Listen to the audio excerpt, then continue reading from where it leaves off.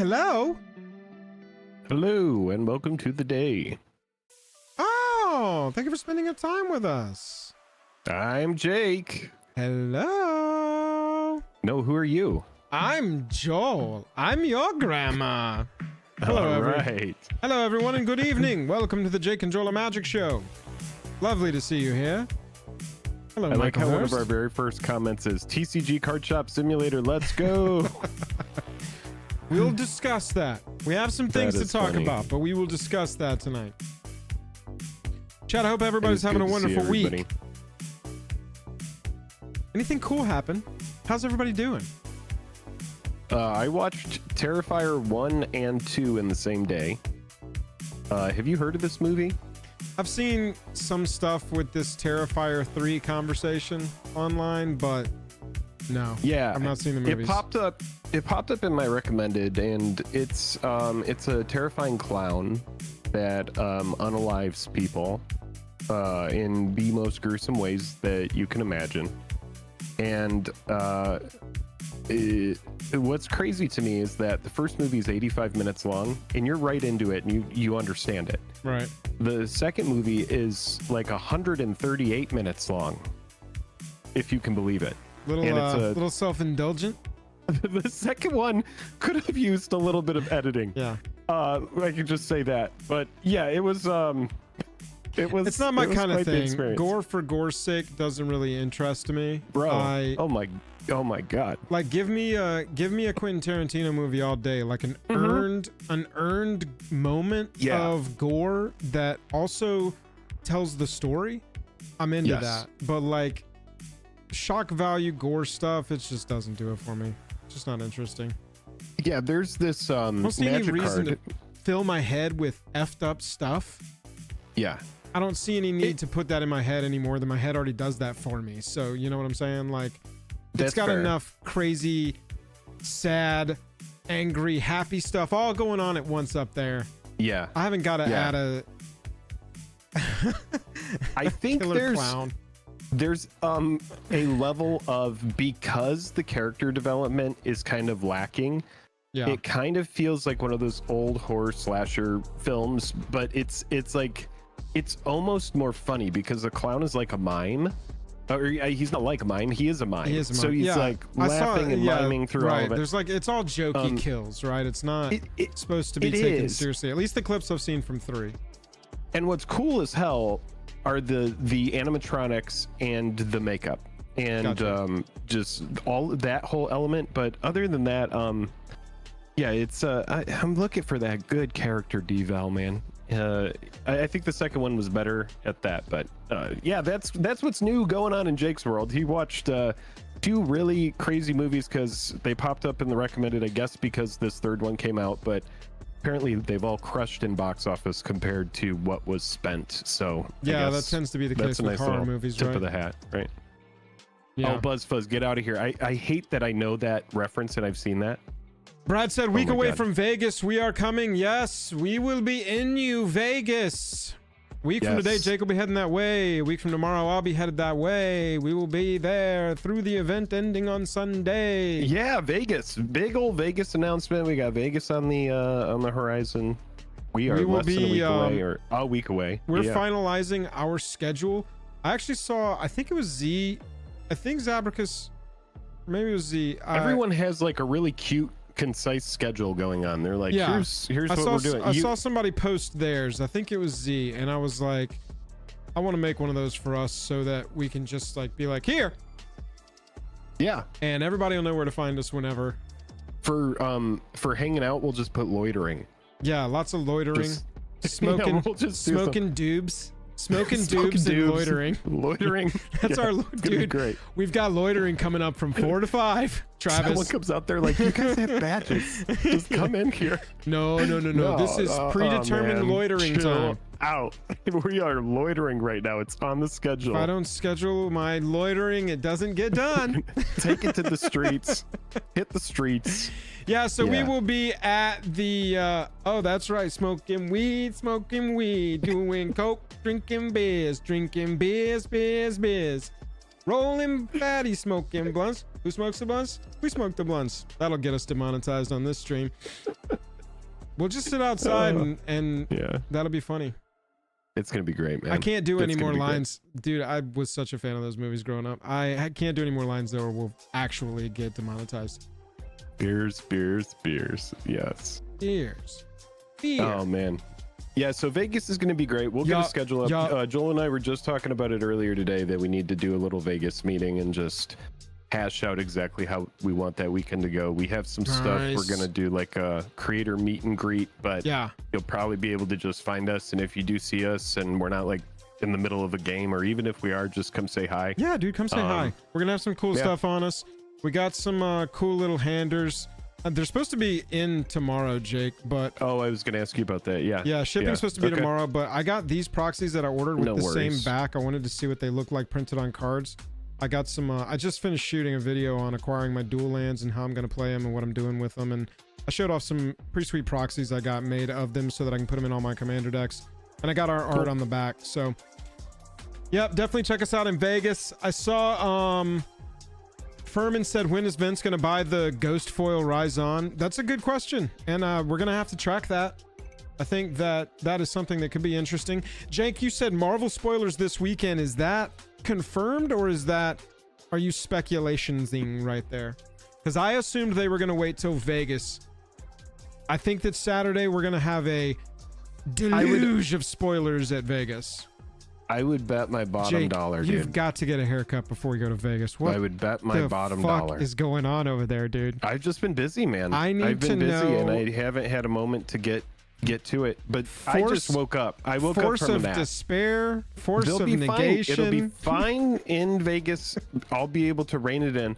I was already on Amazon. I was like, you know what I'm going to do? I'm going to order a headband because I'm not ready to commit to the cut yet. But I was like, it's been a minute since headband era, Jake. I'll get a headband for Vegas.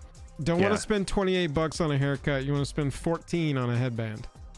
That's right. There you go. Actually, I found some around the good $9 mark, and that for me, that works well. I don't trust a $9 It's either headband, a headband or a box of cereal. Okay, well, I hope that you've got see what it arrives as. Leftover Cheez-Its in case it's not cereal, because you're still going to need to eat. I hate how you do this. You order one thing per week and you're like, is it food or is it a consumer good? I'm allowed one thing. You gotta pick and choose. Oh my gosh. They said, spoilers at NYCC at the Marvel booth. Got it. Sick. Okay. So this weekend we'll have Marvel stuff. Oh, you bet your bottom peso. I will be covering that as soon as the information drops. I'll be going, Jake, get on. And he'll be like, I don't care about Marvel. I'll be like, you're wearing a Wolverine pullover. I've got my Wolverine Marvel on today. I actually really like this. It's extremely comfy. So shout out to Team Liquid. Oh, that was actually Team Liquid hooked us up with some free shit from their Marvel drop, from their Deadpool X Wolverine drop, and it's high quality, man. That is like that's the most high quality t-shirt I've ever owned in my life. It's insane. It has like a wild Jank, tag as well. I asked Jake when I got on tonight, I said, is that James Logan Howlett or do my eyes deceive me? And he said, I don't know who that is, and I just moved on. Well, is that literally Wolverine? Wolverine's name is James Logan Howlett, or Logan James Howlett, depending on which book you're reading. Oh man, I'm so out of the loop. Oh god. Is that still his name, chat? That was his name when I read it in the comics. I think that's his name. Yeah. It's pretty cool. It's got kind of like an X. I don't know if you can see it. It's got a big X going on. Yeah, and it honestly looks like something Scott Summers would wear, to be completely honest. Yeah, this is like what you get when you K-Spice. That's what go to the academy. They did all go to like a mutant academy, right? Yes, that's accurate. Did go to a mutant academy. You nailed that. Okay, good. Nailed it. Yeah, K-Spice. Yes. You know what? I'm gonna get lost in a Marvel loop here. You know what? I recently rewatched that awful movie Wolverine Origins, whatever that one was called. And I love the helicopter in that. The fights, there were some cool fight scenes, all right? But one of the things that they got very right, I thought, was the relationship between Sabretooth and Wolverine. And Sabretooth calling him first off, Liev Schreiber as Sabretooth. Come on. Yeah. Talking about rip me to shreds. Yeah. Let's do it, Liev. And him calling him Jim and Jimmy the whole time, I was just like, hell yeah, this is sick. All right. It also has Taylor Kish as Gambit. Yeah, his Gambit wasn't bad. Honestly, that movie was such a mix of weird bad things, and it all just amounted to a terrible thing. But like, I mean, there was a black-eyed pea that definitely shouldn't be acting, I don't think, or at least wasn't given good material.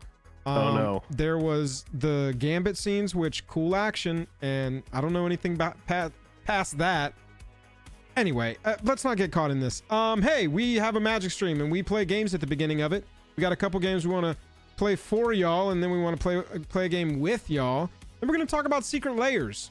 And after that, we're going to let you decide. We've got some commander decks we can review, or we can play the last win of a draft I have going that I've got to show you all the deck at the very least. Oh, that's fun. Or we can like play that. TCG Card Shop Simulator. Y'all get to pick. How many more games do you have in the draft? 2 losses. Right now I'm 6-1.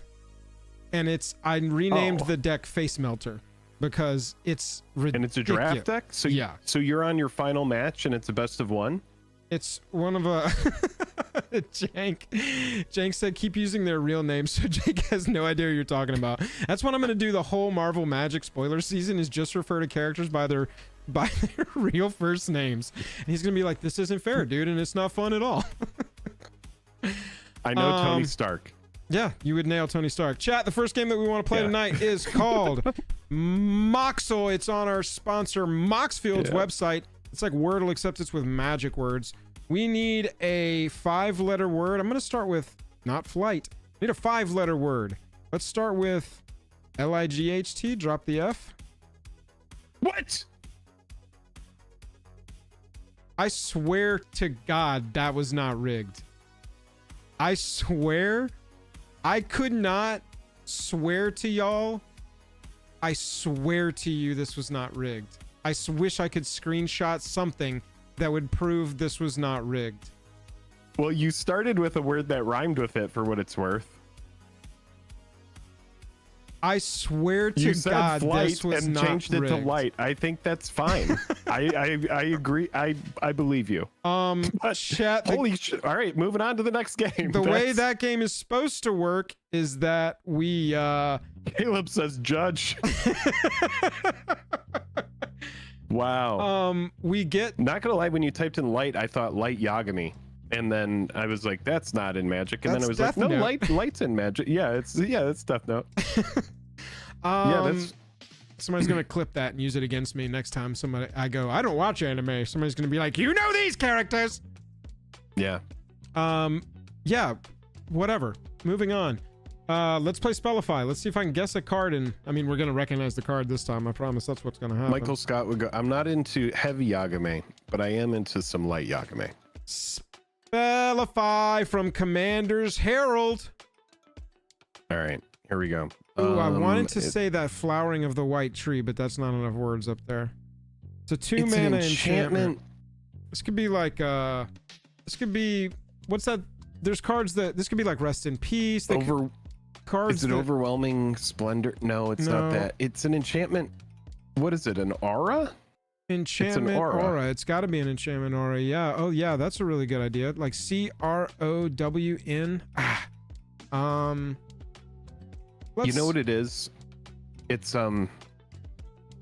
let's see, is it 2 white? Is it possible to just guess the white symbol? Nope, just 1 white. Just 1 white. Okay. Chat, this is like guess the card Hangman. To win, we're just trying to guess the card. That's really the ultimate goal here. But along the way, we can guess letters like Hangman and or symbols, as you can see there. Should we guess untap? One day we're going to get to use that guess untap symbol, and we're going to be confused because we don't know any of the cards that say. Oh, that's a good one. What is that newest aura? No, it just got a reprint. Is that Ethereal Armor? Is that what you were saying?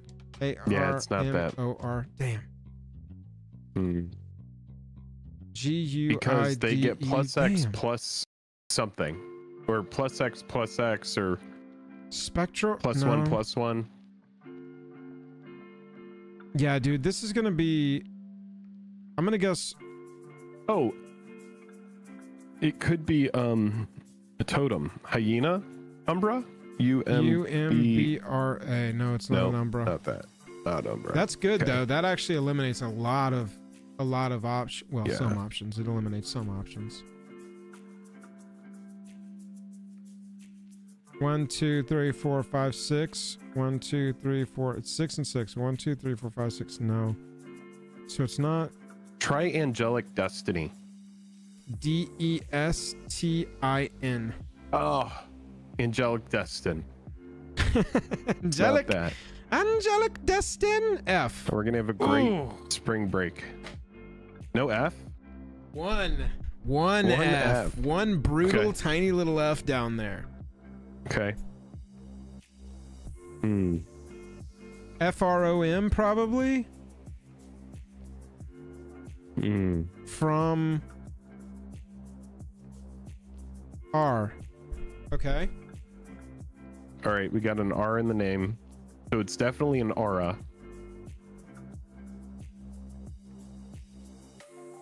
It's an aura.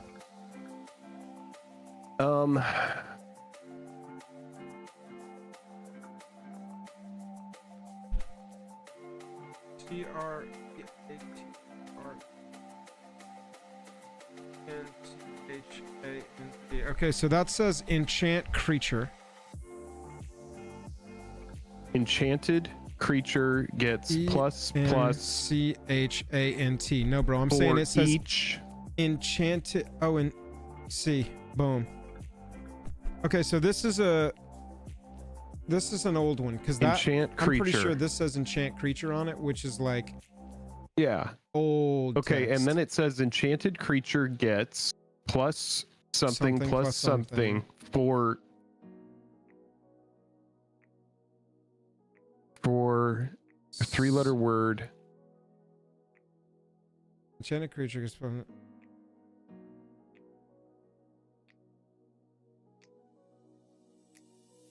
Enchanted creature gets something.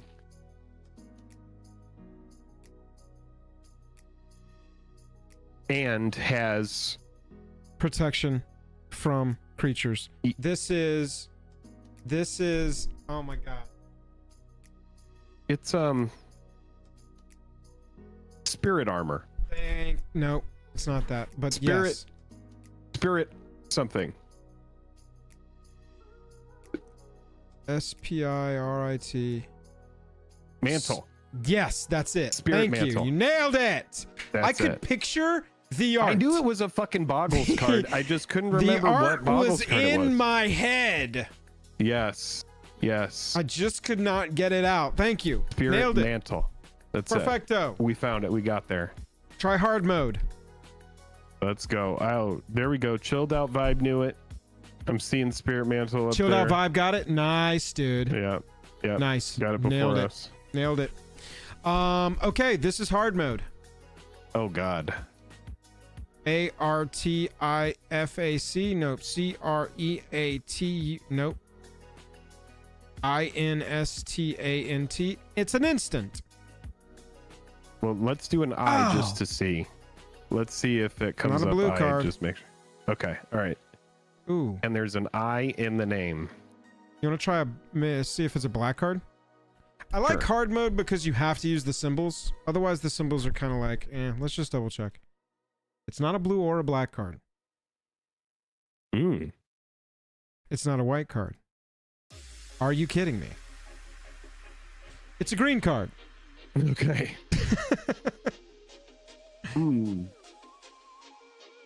We don't have anything else to go on. Yeah, R. we got to do a couple. There we go. S T. Target creature and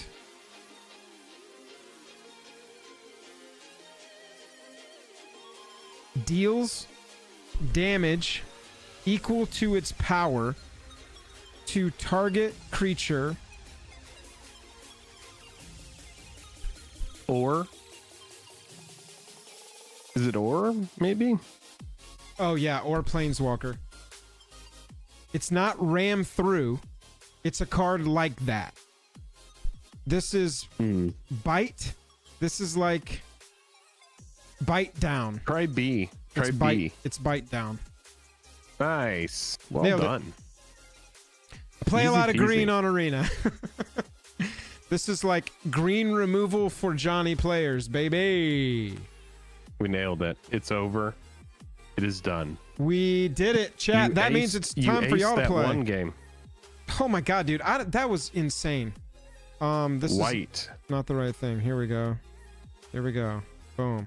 Yeah, I don't even know. That was just so weird. Hey, chat. Okay, we're gonna play trivia now. Jank has provided us with trivia this evening. Participate. If you win Dragon Shields. Boom. That's as easy as it is. It's like Jackbox. If you've ever played that, let me close all this stuff and get it out of our way.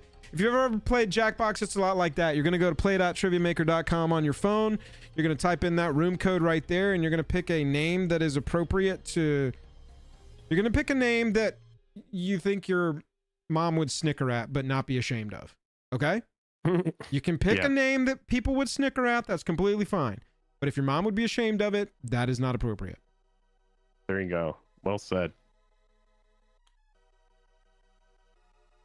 And we're going to play some MTG trivia. Let's see if we can get Jank in here. Nice. Everybody, thank you for hanging out. We got about 93 people watching. Good to see you tonight. Jank, can you hear me? Boys, what's going on? What's up, fella? How you doing, up, man? I'm doing excellent. I've spent the last 5 hours cracking Tetramon pack. Oh, no. Congratulations. Blink twice if you're okay. Excellent use of my real life time. Good. How are you guys? Good. Man. I'm excited. I've had this trivia lineup set up for I think like a month and a half now, and we finally get around to it. I will say, chat, Jank and Spec are our trivia creators because Jake and I like to participate in this, and they're nice enough to do it, to make these trivia games for us the weeks that we do that. However, there are some weeks where we're like, yeah, definitely trivia, and then right before the stream, me and Jake are like, no, something else. Or right before the stream, the RC's like, it's all banned, and there's other things to talk about. And so this one has been sitting here for a while. So Jank, we appreciate your patience. Yeah, no problem. I had to go back and make sure that like everything was still appropriate. Yeah, relevant. Make sure none of the rules had changed, or things got banned, or people were still where they're supposed to be. The RC season has changed since then. Right. Yeah, but everything should still be good. Michael, So thank you very much for the love. We appreciate you. Is this Tetramon trivia? We'll see. I will. It I didn't have time to work it into this one, but for the next one, we might work in something related to the card shop for sure. That sounds great. I will say there are now working, good-looking Magic the Gathering mods for the game, and so. Oh, they're really? Wow. Yeah, I haven't looked at that yet. I did see that they updated the game. They added like comic books or something. Yeah. Tetramon comics that you can put. I made so much noise about it last week trying to get it to happen before the streams that we did. Everybody, we're going to give this just a couple more seconds. Get everybody in here. We're going to start trivia. So join up if you're joining.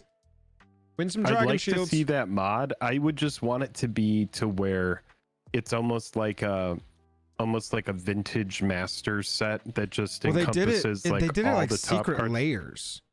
Let me see. Interesting. I can show the pictures real quick while people are joining.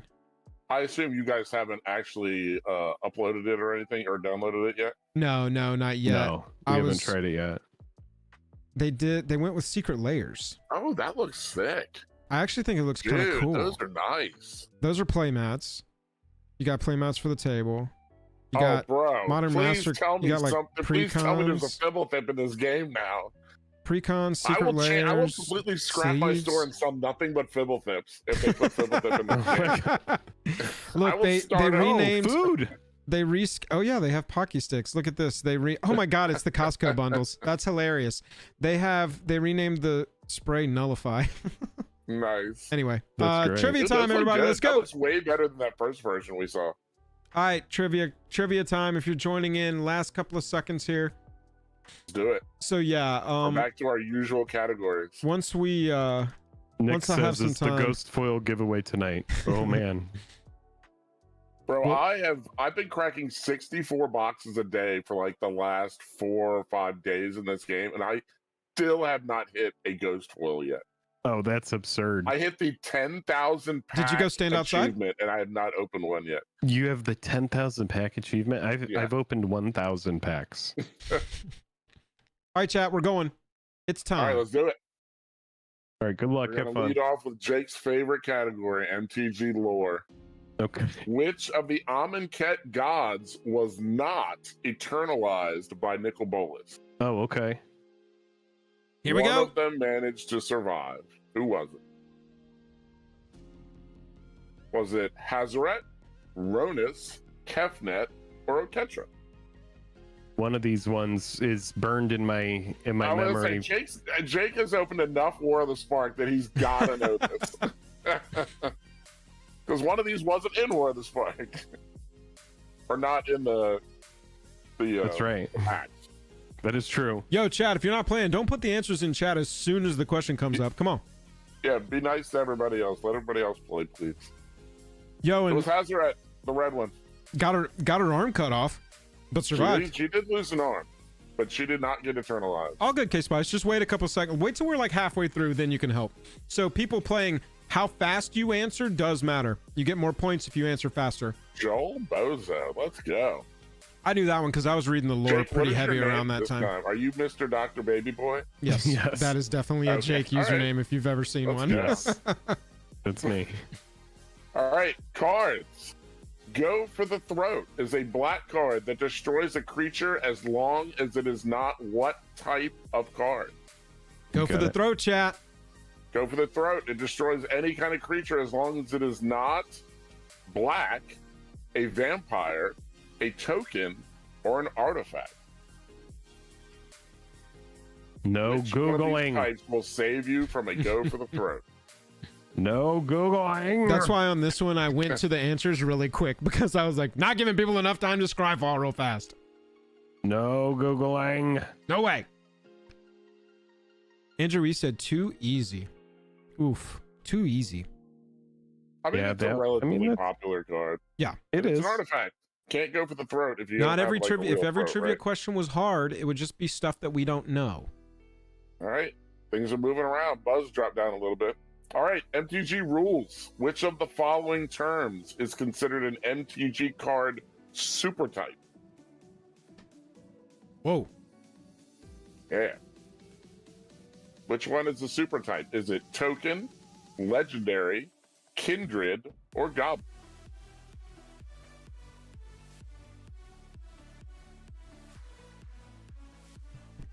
Interesting, but I hope I didn't overthink it. Definitely Goblin. Definitely. That's a super type in my book. That's I mean, super, I think super Goblin's Christian. super. I do too. Super tribe. Well, super kindred, sorry. Legendary is the super. Nice. got Goblin there. is a subtype. Kindred is a subtype. Is token even a type? Token is not a type. Yeah, that threw me off. No, yeah, wait. I needed Anything a that's a third token, thing, non-token? and so I just kind of. Oh, Mr. Dr. Baby Boy. Oh, the baby boy. Oh. Latency let's cheater. go. Oh, yes. Are you lag switching over there, you son of a bitch? I'm smurfing. All right, MTG history. In what year here we did go. Michael Lecanto win the first ever MTG Pro Tour event? This is gonna be what gets me. This will be the question in Big fired Brother here. that everybody's got a different answer. Yep. Yeah. So we have 94, 96, Oh, 98, God. or 2000. Ah! First ever MTG Pro Tour event. I think I know it. I think I overthought this one and guessed wrong. How many OG Pro Tour people do we have floating around? How many MTG historians? Not I. This was a guess. It would have I'm been a just guess for me hoping- too until I looked Okay, it up. all right. 1996. Nailed it. Figured it would take them a couple years to sort things Yeah, out, right? I was like, Exactly they right, either yeah. super jumped the gun and were like, no, let's just get it up on his feet and we'll figure it out as we go. Or they were like, we need a couple of years. Yeah. All right, chat. Up and Gitrog moving his way up. Nobody can keep up with me and Catching up Jake. to the guys. We're defending our dragon shields over here. Let's go. Right. We're hoarding somebody's them gotta like win the dragons. shield. All right, MTG Media, JAJAM Mod, Spectre 380 has his own YouTube channel where he How much expertly did he crunches the pay you? numbers How much on did he pay you everything for from this Secret shit? Lairs to deck construction. Man, What is the name of his channel? It actually worked out that this was perfect because you guys are doing a Secret Lair That's very funny. episode, and all his data is going to be in it. So Spec has it been actually sitting worked for out nicely that we weeks shuffled going, this God, over. I paid so much money to Jank and they just won't use the trivia. What is the name of Spec's channel? All right. Who's been paying attention? Yep.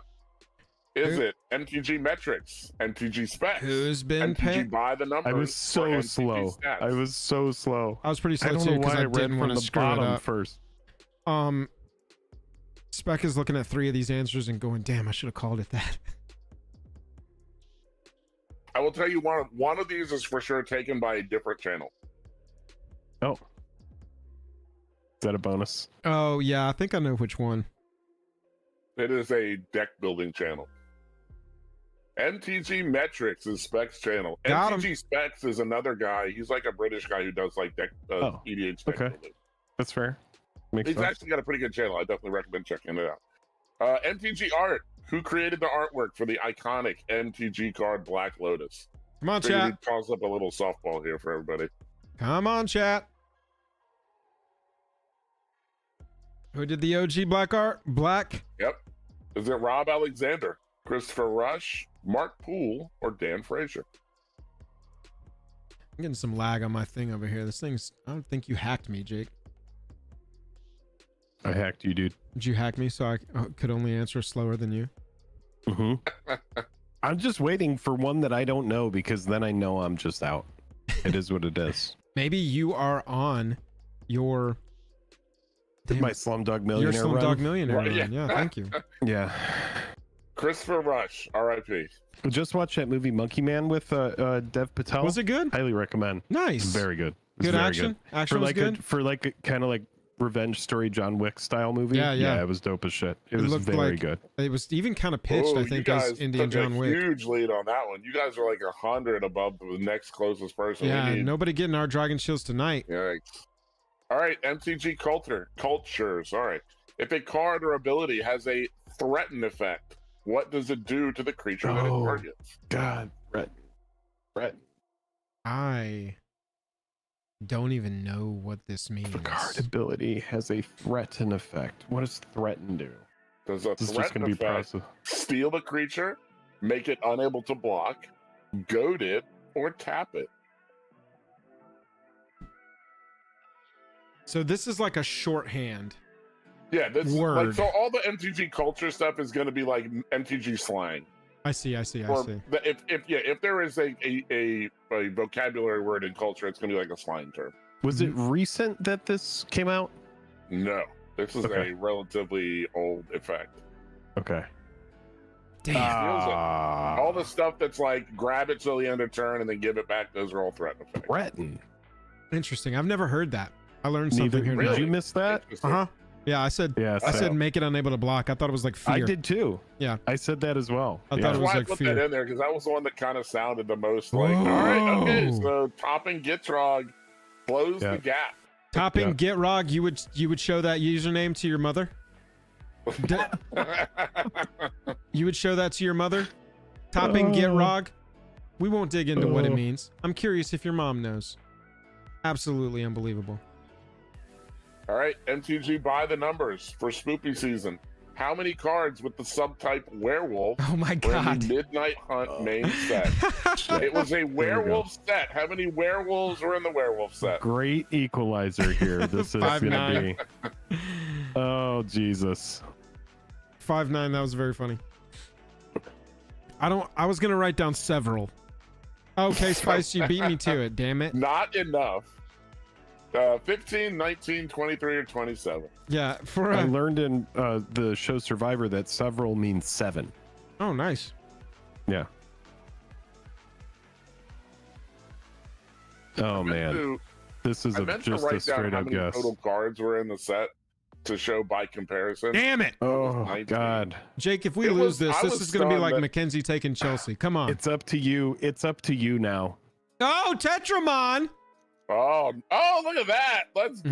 Mm. Tetris Oh, I'm taking still in. high with the Okay. baby boy. All right, Oh well, my now we God, have- what a close one. Jake, So if we we still have 2 take questions left. So if we anybody take Chelsea to the final 2, she's gonna win. anybody from James Skull up can still do it. All right, Universes Beyond. Which of the following Lord of the Rings cards does not have a poster frame Ooh, version good in question. the special edition release? Okay. Mm. Which one of these cards does not have a poster frame? This is a good question. Is it Saruman of Many Colors, Arwen, Mortal Queen, Gandalf the White, or Frodo, Sauron's Bane? This was a straight up guess. I'm feeling it. I'm feeling the burn now. Oh, I think Jake's gonna get it. I'm confident in Jake because I feel like Jake has been following these poster frames. I know what two of them are for sure. There are two I'm not sure about. Exactly. Yes. Damn it. Got Frodo it. did not get any poster frames in any of his cards. Yeah. Oh, bro, I was so between my 50-50 was Arwen and Frodo. I didn't think Gandalf the White got one. No, Gandalf definitely got one, and Saruman was the obvious one there. No, I knew Gandalf got one, but I didn't know it was Gandalf the White. Oh, I see. Tetramon leading by 4. Yeah, Tetramon still got it. Got that first place spot. All right, final question. Potluck. With the release of Modern Horizons 3, which of the following creature types was removed from MTG? I think I know this one. They got rid of 3 of them, I believe. Like forever? How do you get rid of them in a set? They basically changed them to a different. They merged them with another creature type. Oh, got it. Yeah, like when they printed a new creature of that type, or reprinted a creature of that type, they just similar put the new to type how on when at some point I forget which set it was, but they merged dogs and hounds together and made them all dogs.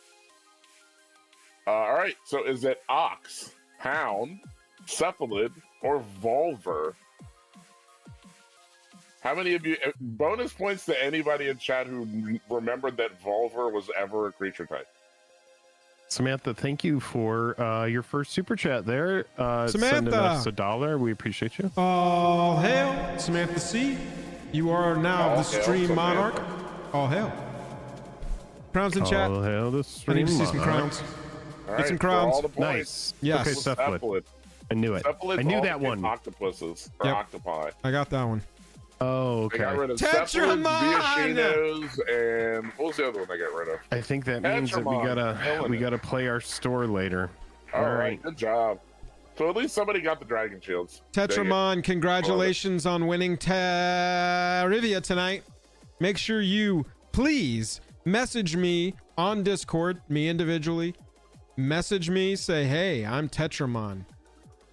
Want a ghost foil of me? No, don't say anything like that. Just be like, I won the Dragon Shields. Can you give me an option of Dragon Shields to pick from? And I will do so. All right, everybody. Make sure you follow Kraken Jank. Jank was our trivia host this evening. If you want to go check out his channel, you can go see Kraken Jank on YouTube. Everybody go over to Kraken Jank. Give Jank a follow on over there. Kraken Jank on YouTube and my name was the first thing that came up. It made me so happy. There you go. Hell yeah, dude. Because that didn't, even when my channel first started, that didn't exist. Like, I was way down. Even if you Googled my name of my channel, I wasn't the first thing that came up. Everybody go drop a subscription on Kraken Jank. Jank, we appreciate the trivia, dude. Thank you so much. Yeah, no problem, man. Yeah, now thanks, I have to actually go create a new one now because I can't ride on the 2 that I've had lined up for the last. Thanks, guys. That's funny. Thank you very much. Chat, love you guys. Catch you all later. Yeah, man. Thank you. See ya.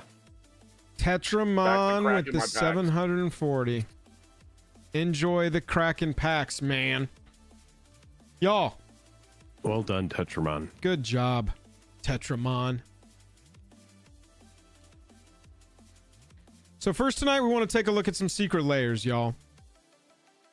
We have missed a couple of secret layer drops. Me and Jake have. And we want to talk about those tonight. Give some thoughts. Get y'all's thoughts.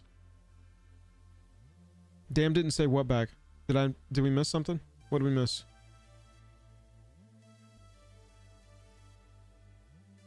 They'd never get rid of the vulva. All right. There it is. Secret layer.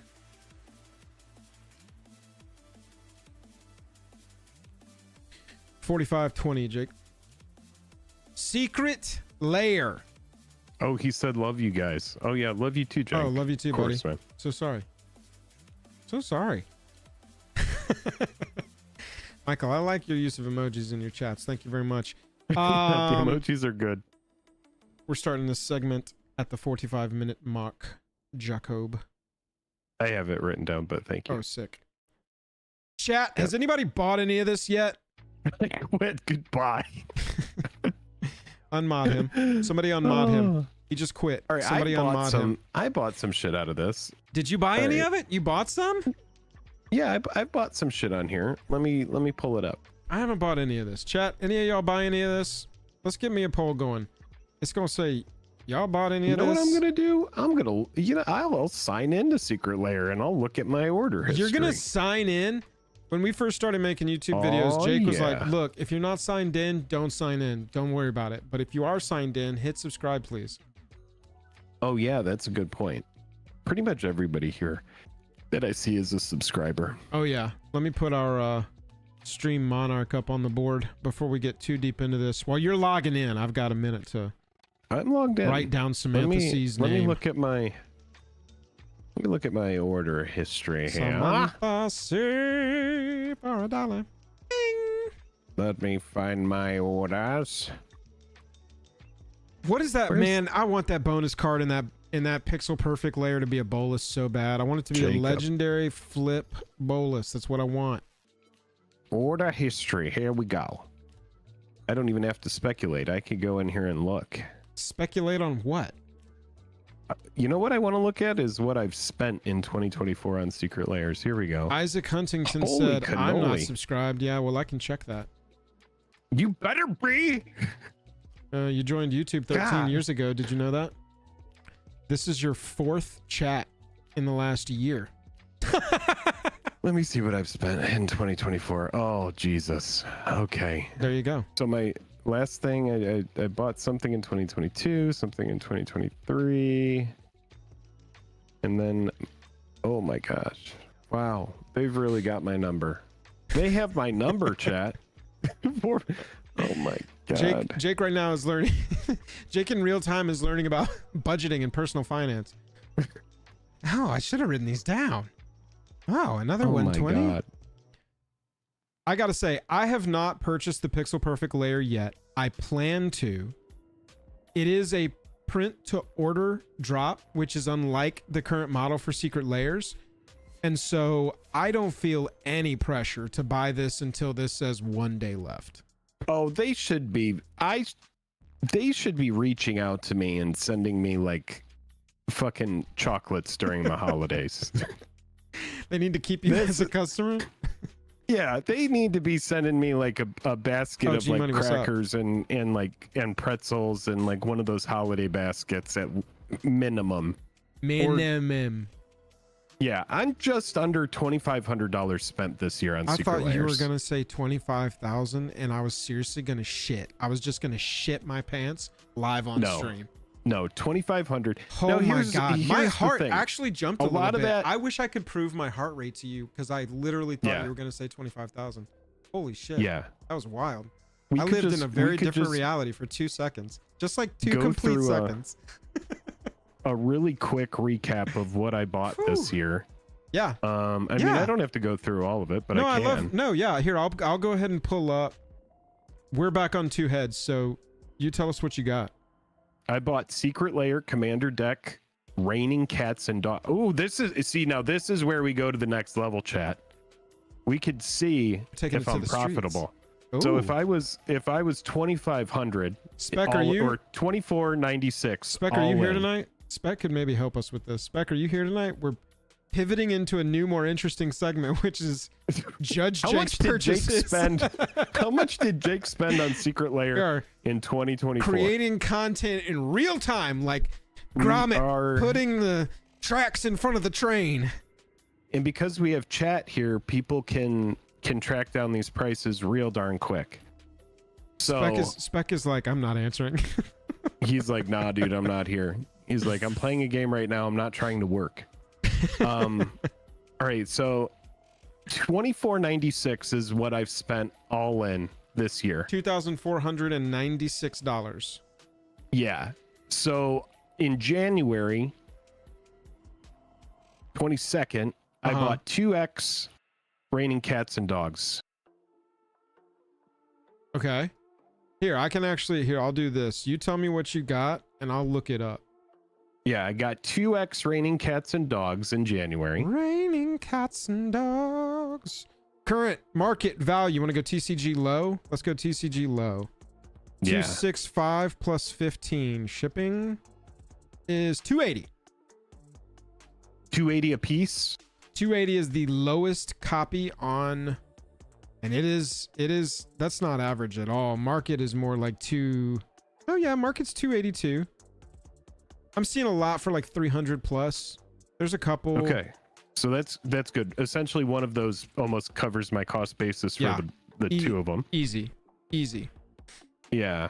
All right. Let's take a look Supers at at this 1,799. All right, chat. You know the deal. Go log into your secret layers. We need to see yearly totals. I'll pull mine up. Holy cow. And then Receipts, ladies and gentlemen. That's what we want to see. Nice and wild in April. Oh, good. Of 2024. Oh, good. Car Shop Reality, what's up? Oh, there's went ahead and got a We Celebrate the Non-Foils bundle of Fallout. We Celebrate Fallout. Oh, Fallout. Yeah. A Fallout bundle foil edition. Oh, this might be too hard to just look I was all gonna of these say up. the bundles. I'm like, bleh. Yeah. Oh wait, Diabolical dioramas. Do you know that it was an Equinox Super Drop 2024? I think it was Fallout bundle. Yeah, it was We Celebrate the Non-Foils bundle, and then Fallout bundle foil. Fallout bundle foil edition is like 240. Wow. Well, the cost basis on that was $99. Yeah, this one started super high, dropped to 180, and then climbed. Okay. And then I got Diabolical Dioramas. I imagine that's probably pretty much even. Bought one Ravina Kai. Diabolical Dioramas rainbow foil. 30 bucks. 40 bucks. Okay. So without having to dig into all of these, I mean, secret layers tend to go up. Because what's going to end up happening is it's going to get kind of messy because we're going to have to look up a bunch of these, but it looks like I'm probably in the green, but what it is I've spent this money and I have all of this shit that I have to figure out, how I convert it back into cash. Right. But on topic for tonight, the last thing I bought was Secret Lair Hatsune Miku Electric Entourage, and that was from this last one. And I bought that one for $40. That was the foil edition. And then I also bought the cabin with foils bundle. So I logged in and I bought that immediately. I bought that bundle for $329. The cabin with foils. Oh, got you. Yeah, the cabin with foils bundle. Yep. Not a bad one. Yeah, just a little bit of everything and then an extra Hatsune Miku. 2024. My goal with all those Mikus was to assemble as many full sets of them as I can from the first, second, and third drop. So, man, earlier today in a video, I was like, where Wizards of the Coast has me is on those secret layers, and now this absolutely confirms it. Yeah, my total for this year, secret layers, is $260. Hey, there you go. My you can buy the singles you want. Was 190. No, sorry. 290. 300. Bob with the $4.20. We appreciate you, MTG Gaming Bob. Says 2,500 Jake and no Sheldon. Shame. Bro, you're not wrong. Yeah. You are not wrong. I hate that I missed Sheldon it. Lair. I missed it too. Yeah. I cannot believe I missed it. I'm Spectre really 800 in for 2024 layers. 2 cat decks, 4 Sheldons. The Sheldons were good pickups. 1,000, Ryan said. Let me see some crowns in chat. Crowns in chat for our new stream, Monarch MTG Gaming Bob. All hell. Yeah, man, I'm telling you, it's what I say in my stuff. In all the videos, I only buy the cards that I want, that I'm going to play. Except for the Miku stuff. I have bought the Miku stuff. That's what I bought this year is the Miku stuff. And, I mean, catch me when the Marvel stuff starts dropping, right? Yeah. See you soon. See you soon, So, wallet. 301. These are 540. amazing for trading as well. Yeah, they, these are great they for trade trading. like 1-for-1 with other layers and stuff. I traded one Miku for the Monty Python because I missed it. If you do online selling on like Drip Shop or anything, these are great for inclusions in mystery boxes or for auctions or stuff like that. Oh, Nico, do you have 2 extra? Yeah, bro, reach out Get because Jake, I would love get to Jake get one, first, but I'm also interested in that. Looking at these, Jake, Pixel Perfect. Yeah. We reviewed this in a video, didn't we? I think at some point. Yeah. It's the philanthropic drop. This one is so tight. I'm absolutely buying it, but I'm waiting because this is a charge immediately product I've heard.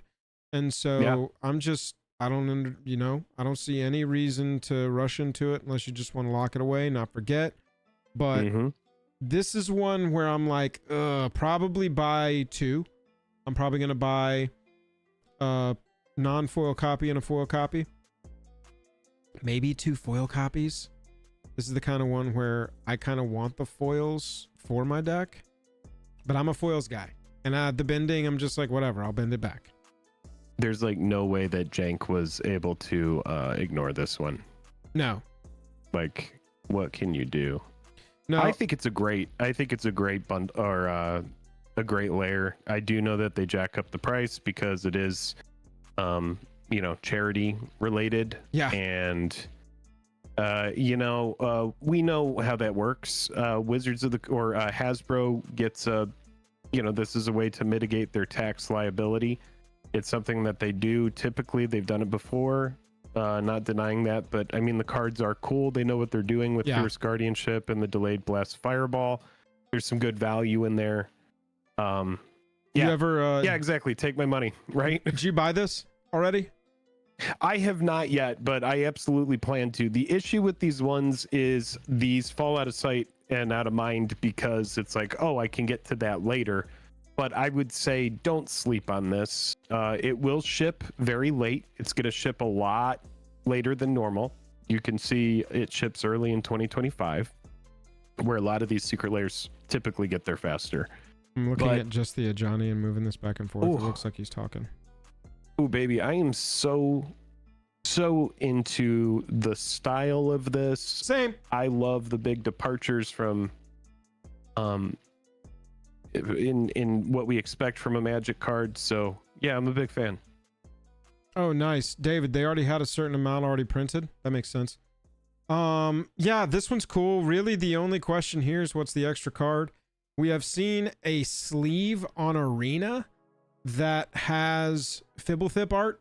Buzz, could you DM me that picture? There's a sleeve on Arena. They sell Arena cosmetics. Oh, your shit. Oh, by the way, the Arena cosmetics that go with this extra life are worth mentioning. I'm going to pull this up real fast. Okay. I bought them earlier today and they're actually sick. I really like them. There's like an 8-bit of Johnny avatar. Anyway, there was some art on a sleeve with Fibblethip, and speculation is that is the extra card, which would make sense, the art being that.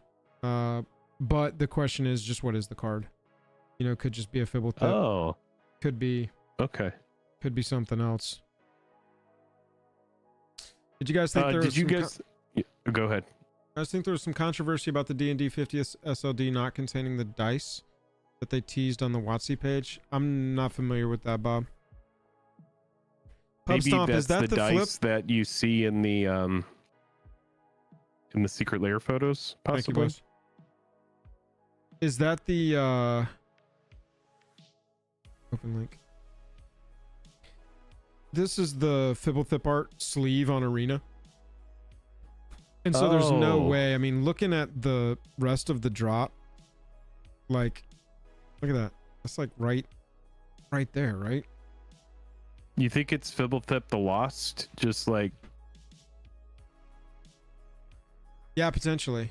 Potentially. It could also be that they just wanted, like, this artist to make an extra sleeve. That's potential. I don't know. I'm really holding out hope that it's Nicol Bolas Ravager. That's the flip. Yeah, Pub Stomp. Yeah. that is my perfect world because I've always wanted a Nicol Bolas Ravager deck. This would be the sickest, just like Commander a random starter deck. Yeah. Command Tower, maybe? Oh, that's interesting. Command Tower would be kind of cool. Let's look at these cosmetics on Arena. I already bought some of them, so I'm just going to go to my cosmetics and show y'all what the bundle had in it. Oh yeah, I got an Ulamog avatar as well. What's up? There's the Ajani avatar. Oh, that's very cool. Yeah, that's very cool. I think it's a really cool cosmetic. Yeah, it's great. Yeah. Are all the cards pretty playable in Commander? Well, yes. It's funny how we hit this point as gamers where you like want lo-fi art. You're like, oh yeah, you know, give me that lo-fi. Right. Give me that pixelated. Yeah, Flel, all the cards are pretty playable in Commander. Yes. Lightning Bolt less in casual, more in more competitive pods. But like, I'm getting that Secret Lair goes really perfectly with this Commander came out this year called Stella Lee. It's like a blue-red spell slinger cowboy, cow lady. How does that work? Cow woman? What do you call a lady cowboy? Cowpoke? Cow woman? I don't, that's a weird one. I gotta figure that one out. But anyway, Stella Lee loves like every card. Cowgirl. Yeehaw. There you go. Jank banned. Stella Lee loves every card in that because Lightning Bolt is a good removal for any utility creature, but then if you can copy it with her, 6 damage, what's up? So I'm still gonna play it in there just because it matches and I want it in there. Okay, so you got this sleeve, Jake. With the Ajani 8-bit art again, and then you've also got the Fibblethip sleeve here, and I picked that up as well. They also did sleeves of this Secret Lair that we'll look at. All of these pieces, and I just thought they were so sick. I don't know if I'm gonna get the layer or not, but these as sleeves is just pretty. Like that's just nasty and wonderful. I love it. That one. Yeah, I do like the Yeah, I do like them. Thank you, Bob. Oh, Bob, I see this. So MTG Gaming Bob sent me this picture of the dice, and we'll see this when we get to the point in the Secret Lair. But yeah, they're these like D&D dice that I guess didn't make it in. That's a good note. I got you. Yeah, they also have this sleeve for sale alongside it. I chose to skip on this one just because I didn't like that, and that layer sold out. Which layer?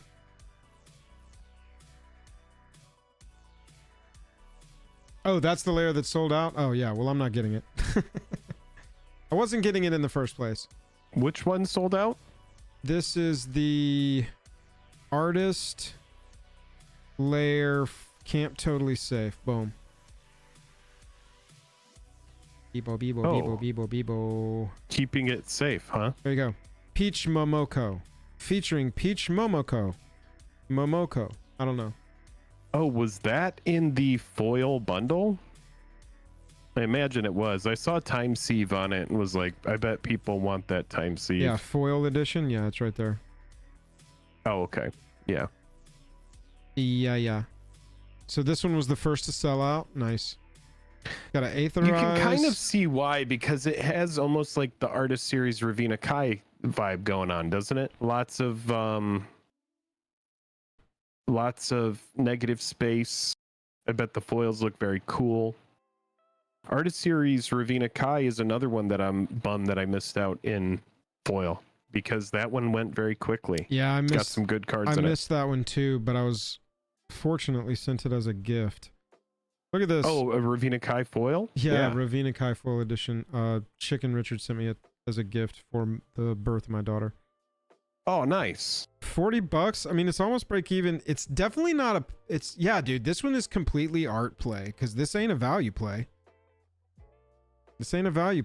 But I'll tell you, wild looking foil layers. It's as close to free tendies as you can get in this game. So, especially sellouts, crazy arbitrage opportunities on stuff like this.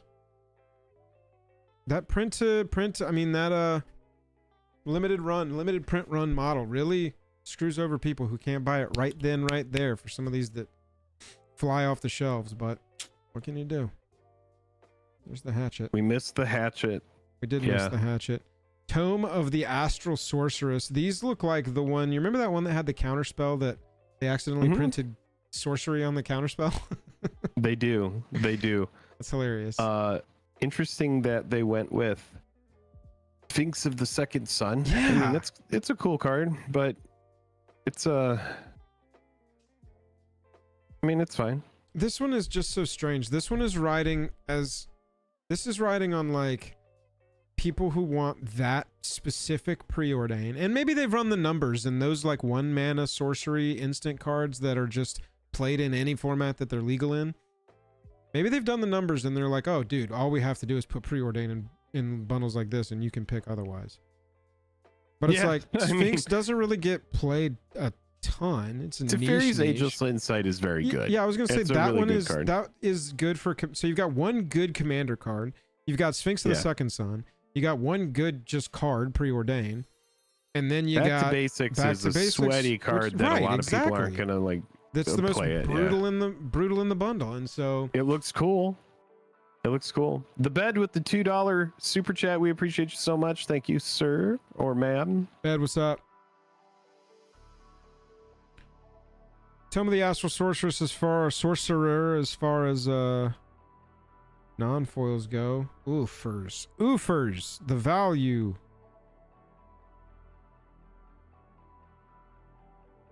The prices have never been lower. I want to talk about this one because this is one that we missed. It's already sold out in English. Yeah. This is the Hatsune Miku layer that if I was still actively buying Hatsune Mikus and not in a big sell-off right now to pay for my duels and to get ready for Marvel, I still would have skipped this one. Simply because Walker sucking Commander. Yeah. And I don't think this one is going to be as desirable as I was buying it. Yeah. And I knew that, but I was like, I've already committed to this, like buying the Miku layers to create these full sets of them. Yeah. But yeah, otherwise I probably would have skipped it as well. I gotta say, the Elspeth is pretty good. Bro, some of the art, that art is crazy looking. That's so good.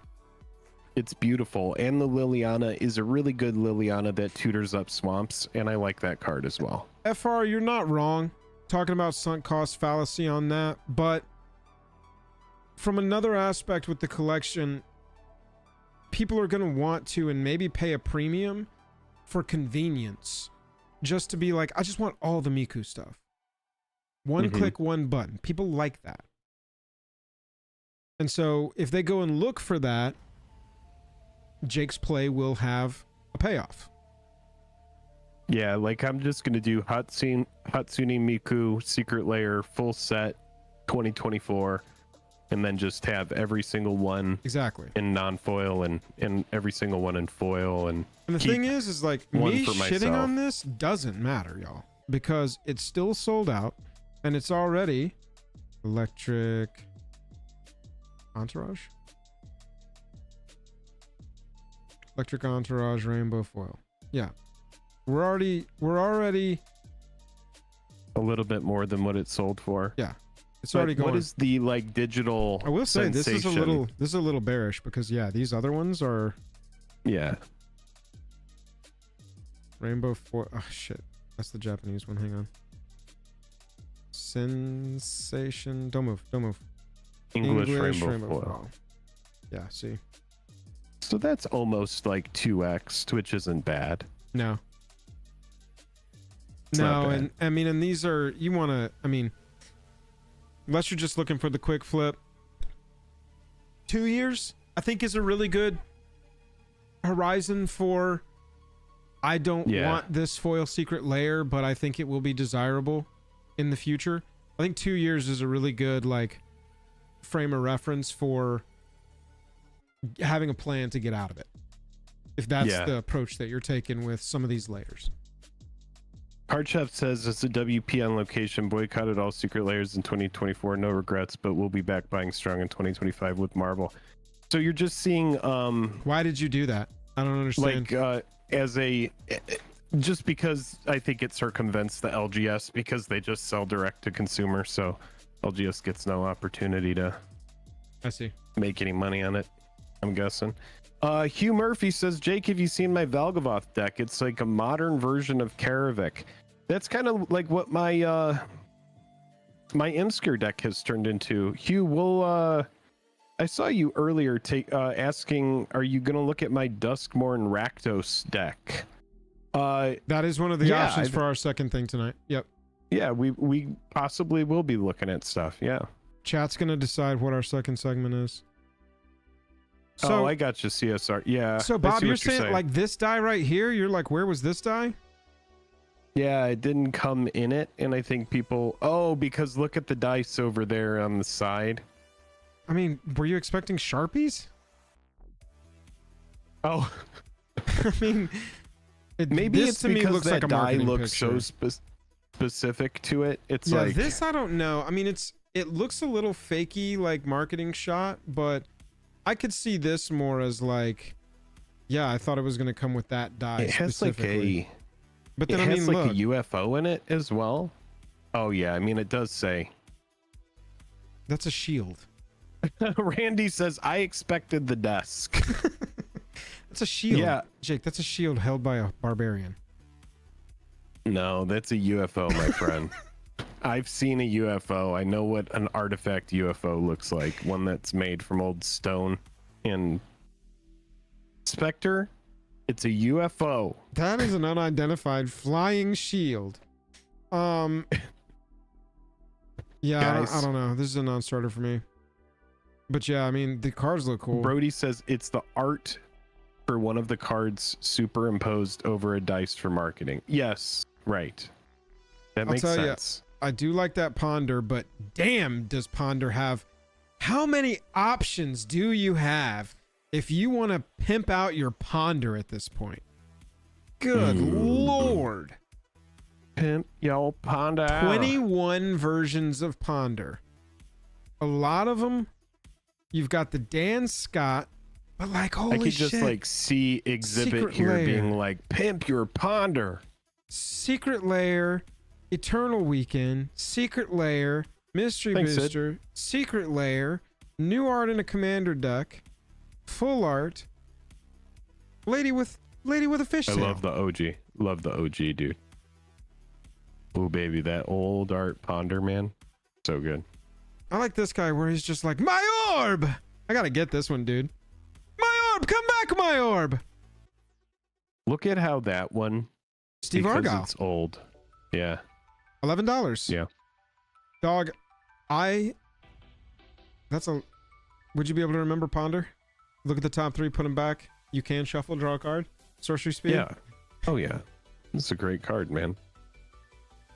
We got It's these a great card. in the festivals in a box that we opened, so this is the one I'm going to use for the time being. Do you understand this meme? Why they went with like a turtle eating junk food? I don't understand it or where it came from. Is it a meme? I just assumed it was Dada. I just assumed it was like a fun drawing. Oh, just like some random shit. Yeah, the guy I mean, was that's just very like, well. That very well could be. It's like a turtle Jay Ryan. straddling some chains. This is all and- Jay Ryan's done for. Yeah, I mean, for Magic. yeah, I think it's just a turtle hanging on some chains with some birds and some pizza and a hot dog and a donut. All right. Yeah, I mean, there you go. What else do see you you. want? What else do you want from That the turtle turtle? ponder was originally an exclusive promo handed out at the Chicago Magic Con. Yeah. I was pissed to see they started adding it to Festival Oh, in a box. sell it early. Well, have you never experienced the MTG rug pull? Is this your first time? First time for you? Sell that shit into the hype. Sell it. Yeah. Do not covet that card. That's the MTG rug pull. How do you think everybody who had First the time, yeah. original Elish, Norn, and Phyrexian text felt? Yeah, dude. Holy shit. Yeah. Screwed over. Talk about a chart. I'm going to go look at that chart now. I want to see it. Well, let's go to MTG stocks and take a peek. We're all over I the just place want to with this see segment. that Elish, Norn. Grand Cenobite. Yeah. OG. No, where is it? Was this the right one? It's a promo. Modern Yeah, Masters, it's Secret Lair, Booster, New Phyrexia. no, it's not that. It's a promo. You go find it. I'll find it. I'm gonna go back to home on Secret Lair. Judge promo. Yeah, it was the Judge promo. Yeah, Judge promo. Is that even on there? It will be on Scryfall. I didn't see it on there. Ding dong. Judge gift cards. Look at that. They were like, but it has a legendary frame. Yeah. Sucks. Anyway. Oh yeah, that's the one. That was it. I saw it down there. Yeah, that one.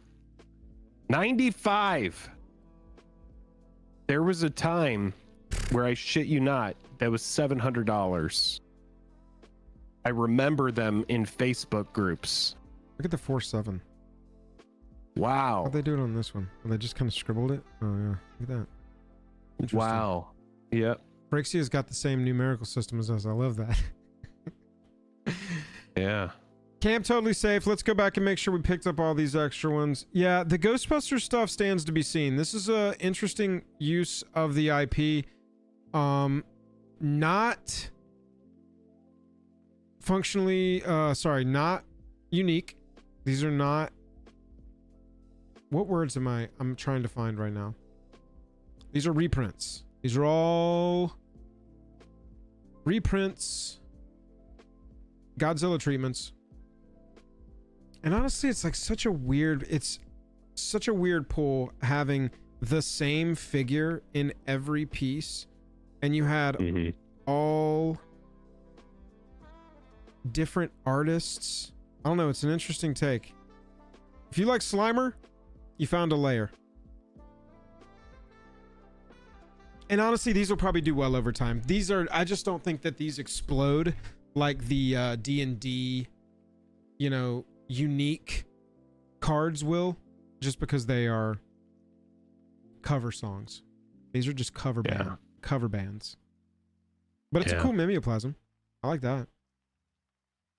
And the fact that all of the cards in the layer can go into your mimeoplasm deck.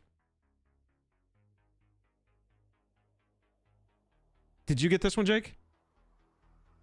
I did. You looking it was up? Part of that all foil bundle. Oh yeah. Yeah, I sent you a link, and then I also posted it in chat because some people were saying that Ellis Norn promo isn't real, and I found the MTG stocks chart for it, so you can look at it. Here you go. Oh, you don't have to look at it, but yeah, you could see it was. Look at that all-time high. You could see it. Round May, June 2021. Oh no, you could even go further back. Look at the OG when it first came out. Look at it there. Look at it up there. $95. Yeah, down to 95. And that's what we're talking about, chat. If something is new and hot and fresh off the press, sell it. There's some times where you'll get burned. Like if it was a poster foil One Ring, and for example, you were like, "Oh, I'll sell this for 200 now and just get out." Right. That keeps going up, but most of the time, you're gonna get a nice big correction. Wow, this one's come down since all the Mr. Brightsided says, "I no longer buy the new hot MTG stuff." I mean, not a bad strategy. You didn't hear it here, but it's not a bad strat. That's so interesting, and I think this is going to continue to fall. We got to talk about this on a video at some point, Jake, because they announced all of the RCQs and the RCs. I didn't look at the RCs for next year. Yeah. There's not a modern RCQ next year. There's not even a 2024 regional champs MTG updates for 2024. Here's the thing, it's just going to be the return of Standard the Gathering, and they want people buying the new hot thing. Yeah. Where is the... Oh, no Pioneer. It's one modern and That's two standard. That's what it was. No Pioneer. One modern. No Pioneer. No Pioneer. Are people not playing Pioneer? No, actually Pioneer was just sort of decided by the group, by the community as like the best, most diverse, most fun format. And yeah, I was about to say. Wizards was like, well, we're not playing it next year, so suck it. Yeah, here we go. Q2 is modern limited, Q3 is standard limited, and Q4 is standard limited. I'm so surprised that Storm Imperious Bloodlord, after getting hit with the ban, didn't suffer a more tragic drop in price. I mean, dropping from like 40 down to 16 is a lot, but I would have expected more, even. Especially with the Secret Lair reprint, but we don't have to go all into that. Carter Doom Scourge as Chucky. Yeah. It's an interesting one. Those unique ones are always going to do better, but the dragon, the Godzilla reskin style, I'm fine with those. Yeah, I guess Jank, because he's able to cheat stuff out, it's not a bad card.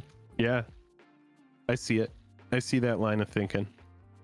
The non-foils of this is still available. You can still get the 2 Ghostbusters and Witch's Oven, Magus of the Moon, Douthie, Voidwalker, Cauldron, Familiar, and Metamorph in that.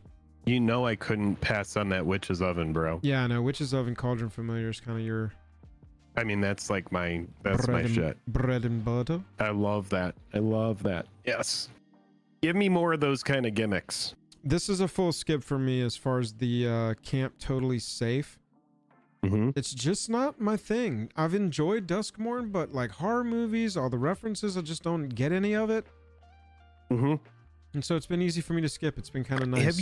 Have you never really been into horror movies? No, not really, man. I think that's where you and I differ the most. It doesn't scare me. It doesn't.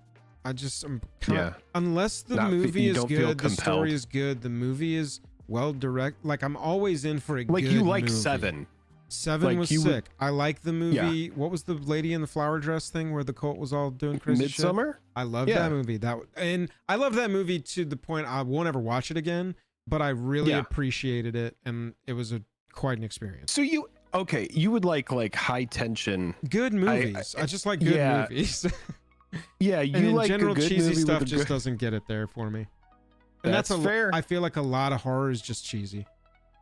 I think you're right. I think a lot of it is. Let me ask you this. Like, what about Scream? I never really liked Scream, but I love Final Destination. So what does that say? Final Destination is that movie was, now I don't think I've seen past like 2. That's fine. But I mean, that was a cheesy movie that I liked. You have a little bit of a horror bug in you if you like that. Yeah, that's for sure. That was a crazy one. Yeah. I never watched It Follows. It Follows is totally good. Cabin and it in the has Woods. all of the music from Fez, that video game Fez. I don't know if you played it. No. That's the same artist that does all that music in that movie too, which I've is seen cool. Cabin in the Woods once, and I remember liking it. I liked the twist. Wasn't there like a high-tech twist to it? Yes. Tucker, yeah, I like that movie. Okay. Tucker and Dale, I think I saw that one time as well. Oh, bro. Yeah. Log trucks, I don't think there's a person of our generation that can see a log truck on the highway and not go, not driving behind that. Requiem for a Dream. Yeah. That is horrific. I wouldn't say it's a horror movie. Those horror shows from Netflix that everybody's raved about and always stars that same girl, that same woman is in every single one of them. Oh. I'm interested to see if I remember. Is it like Ryan Murphy oftentimes uses the same lady over and over in all of his? What's the name? What's the name of one of them? One of Ryan Murphy's. Yeah. I mean, I don't watch a lot of his stuff because I actually don't like his stuff. Yeah, I didn't like those. Jennifer watched them, I think, and I was like, it was American Horror Story. Yeah. Never seen it. Yeah. Not interesting to me at all. That's the kind of show too where that show is playing off the fact that you love those tropes and it can weave in and out of those tropes. And so it's just not going to land for me, which I feel like is what Duskmorn has kind of been, even though I dug it. I dug it like I dug Innistrad or any of that. I'm just like, I appreciate this. Kind of cool. Yeah. I'm not going to really be interested in all the, Ghostbusters and Chucky and all that stuff. Yeah. Not for me. Not for me. I'm looking forward to the anniversary. We got Secretversary coming up pretty soon. Yeah. I know that Marvel stuff's going to start dropping. We get some information about that on Saturday. So I've got stuff to look forward to. Obviously, I'm just kind of saving for that and selling a bunch of my stuff so that I'll be ready to spend some cash. Haunting of Hill House. Yeah, I watched that. I did not like that movie. The only thing that show. The only thing I liked in that show was the director made this choice where he would have like back in the distance in a shot, he would just have like a person standing obscured by a shadow, and they like never move during the whole scene and they're never acknowledged. But he did this really cool like visual thing where he like had, you know, ghosts and dead bodies and faces and shit all hiding in the show. I liked that because occasionally you'd be like, oh my god, is that a face? Yeah. But I would because you liked Ari Aster's Hereditary or Midsummer. Yeah. I would be like, hey, you should check out Hereditary. Isn't that like because Toni Collette is amazing in it? Yeah, but isn't that like way more screwed up? It's pretty screwed up. But then I remembered that you were like, shit with kids in it because you're a dad becomes even more like kind of over the top. Not gonna work. So yeah, I mean, I would say Hereditary is like a really good horror movie that it definitely has Ari Aster's kind of like touch to it. For sure. If it's got Ari Aster's touch and it's got anything to do with children, ain't happening, dude. Yeah, that's fair. Not in a babillion years. Not anymore. Yeah, so I mean, honestly, with the Secret Lair, I think that was kind of another reason that we didn't really cover it too much. I love the Monstrous magazines because there's a Chupacabra in there that I really like. Yeah, I love the aesthetic here. These are very cool looking. You know, if I was interested in building another got a coma deck, in there. Yeah, it's kind of tight. That's pretty sweet. Yeah. It's got an error too. It says at the beginning of your upkeep. That's definitely supposed to say each. Got an Earl. Earl, the crazy Earl. Earl, dude. Yeah. I just changed my commander for that deck. Power crept out. Yeah. Yeah. That's how I feel about Karavik, man. And the red was only there for shits and gigs anyway, so it's like, oh, we're just down to Selesnya and I'll play the good commander. That's a cool Doom Whisperer. And a cool... Yeah, I mean, all the artists. Good. This one is actually pretty dope. I wish this one was less creature based and was more instants and sorceries that I could play in more decks, because it kind of reminds me of like Blasphemous Act and Blasphemous Act. Yeah, that those. One. Yep. Beast Within. Exactly. And, I would want them to match those because I move that set together between decks. Like I just moved it from my Vampires deck to my Prosh deck that I rebuilt. Yeah. Because I just love the aesthetic of all my, instants and sorceries. I want to get the Doom metal ones for those. Yeah. So that all the aesthetic is matching. So I love the aesthetic there. It wouldn't have been a purchase for me though, or it will not be. And then I gotta say that Phyrexian Metamorph, this art is so cool. This frame is not doing it for me, man. I've lived with this frame for a while now, and I've been trying to give it a chance. I've seen it in person. This frame just does not do it for me. Not into it. That's fair. Yeah. It's definitely an aesthetic. Let's just say that. It's the same thing. I didn't like the Pip-Boy one at first, but the Pip-Boy kind of grew on me because of the set's aesthetic and art and all, the whole just kit and caboodle kind of added up to something. But I already felt for some reason it feels too cramped, dude. Yeah, well, it's like they've got us in this like left oriented because of this thing. Yeah, it feels cramped.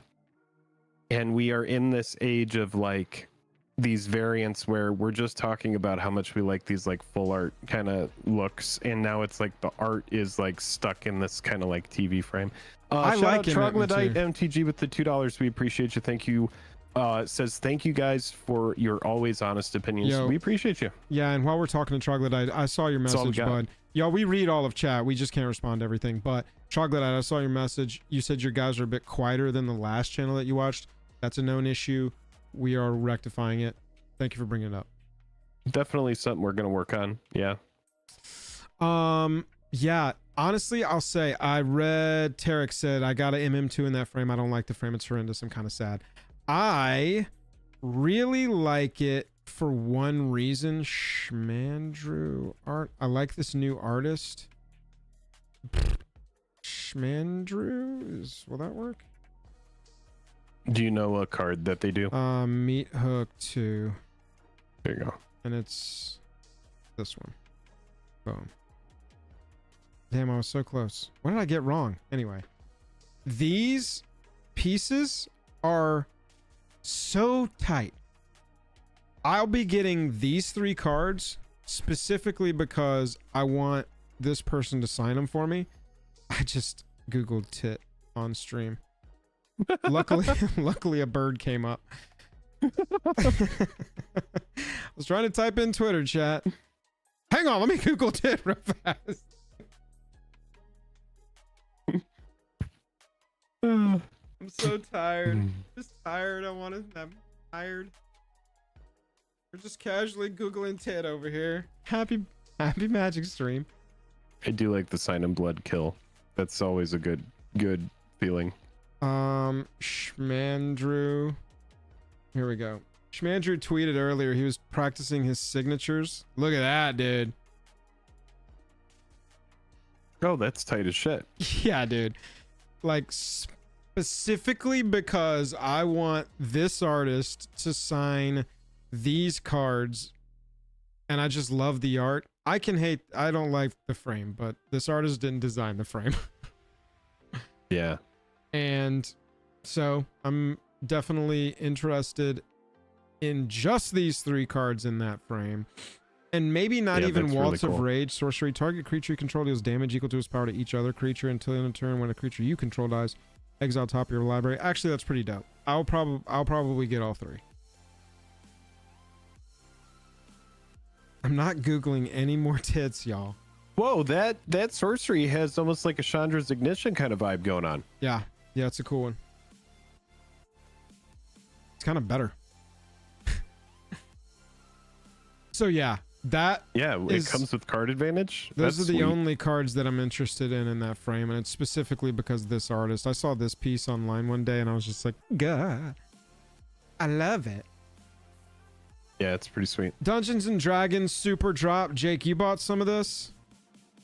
Wow, it's getting sold out. I'm pretty sure I bought all of it. Yeah. All of this one, you bought a bundle? Is there a bundle in there somewhere? Exhibition of Adventure. Yep. Loot the Room with foils. I think I bought the Loot the Room with... Hold on. How much was this? Loot the Room with everything? Sheesh. I'll tell you exactly what I got. It was the...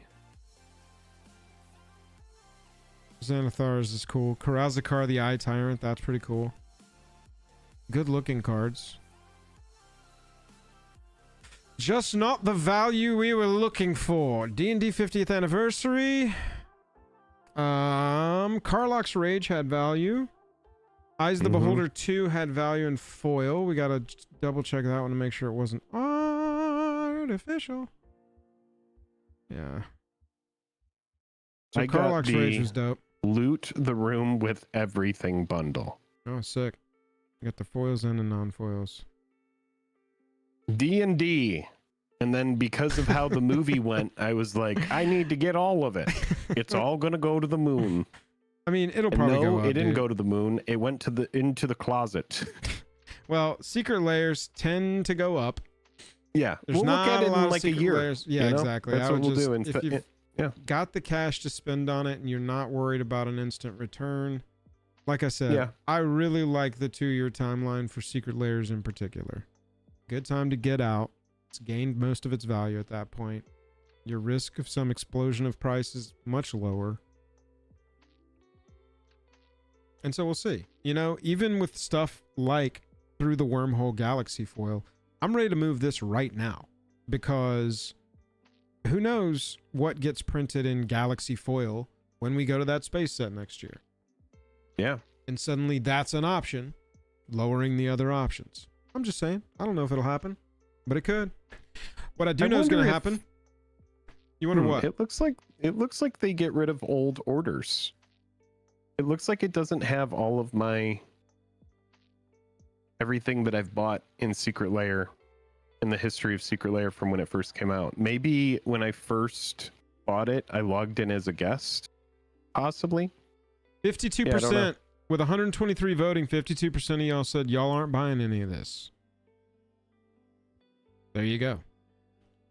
What else tonight? Okay, so we're gonna go Commander deck review. We're gonna go TCG Card Shop Simulator. We're gonna go we'll Speaking probably of, just got some secret layers in. oh jeez. Let's see what they are. All right, we're gonna start. What a moment. We'll start with I want to play the last game of this draft so I can show you all this deck. Polls up. We're gonna do a little sponsor segment real fast, and then we're gonna go to our second segment. Y'all get to vote on what the second segment is tonight. We're either gonna review some Patreon Commander decks, specifically Duskmourn stuff, new Duskmourn Commanders, or decks that have gotten a lot of Duskmourn cards added to them. Jake and I both have some decks we can show off too that we've built and played.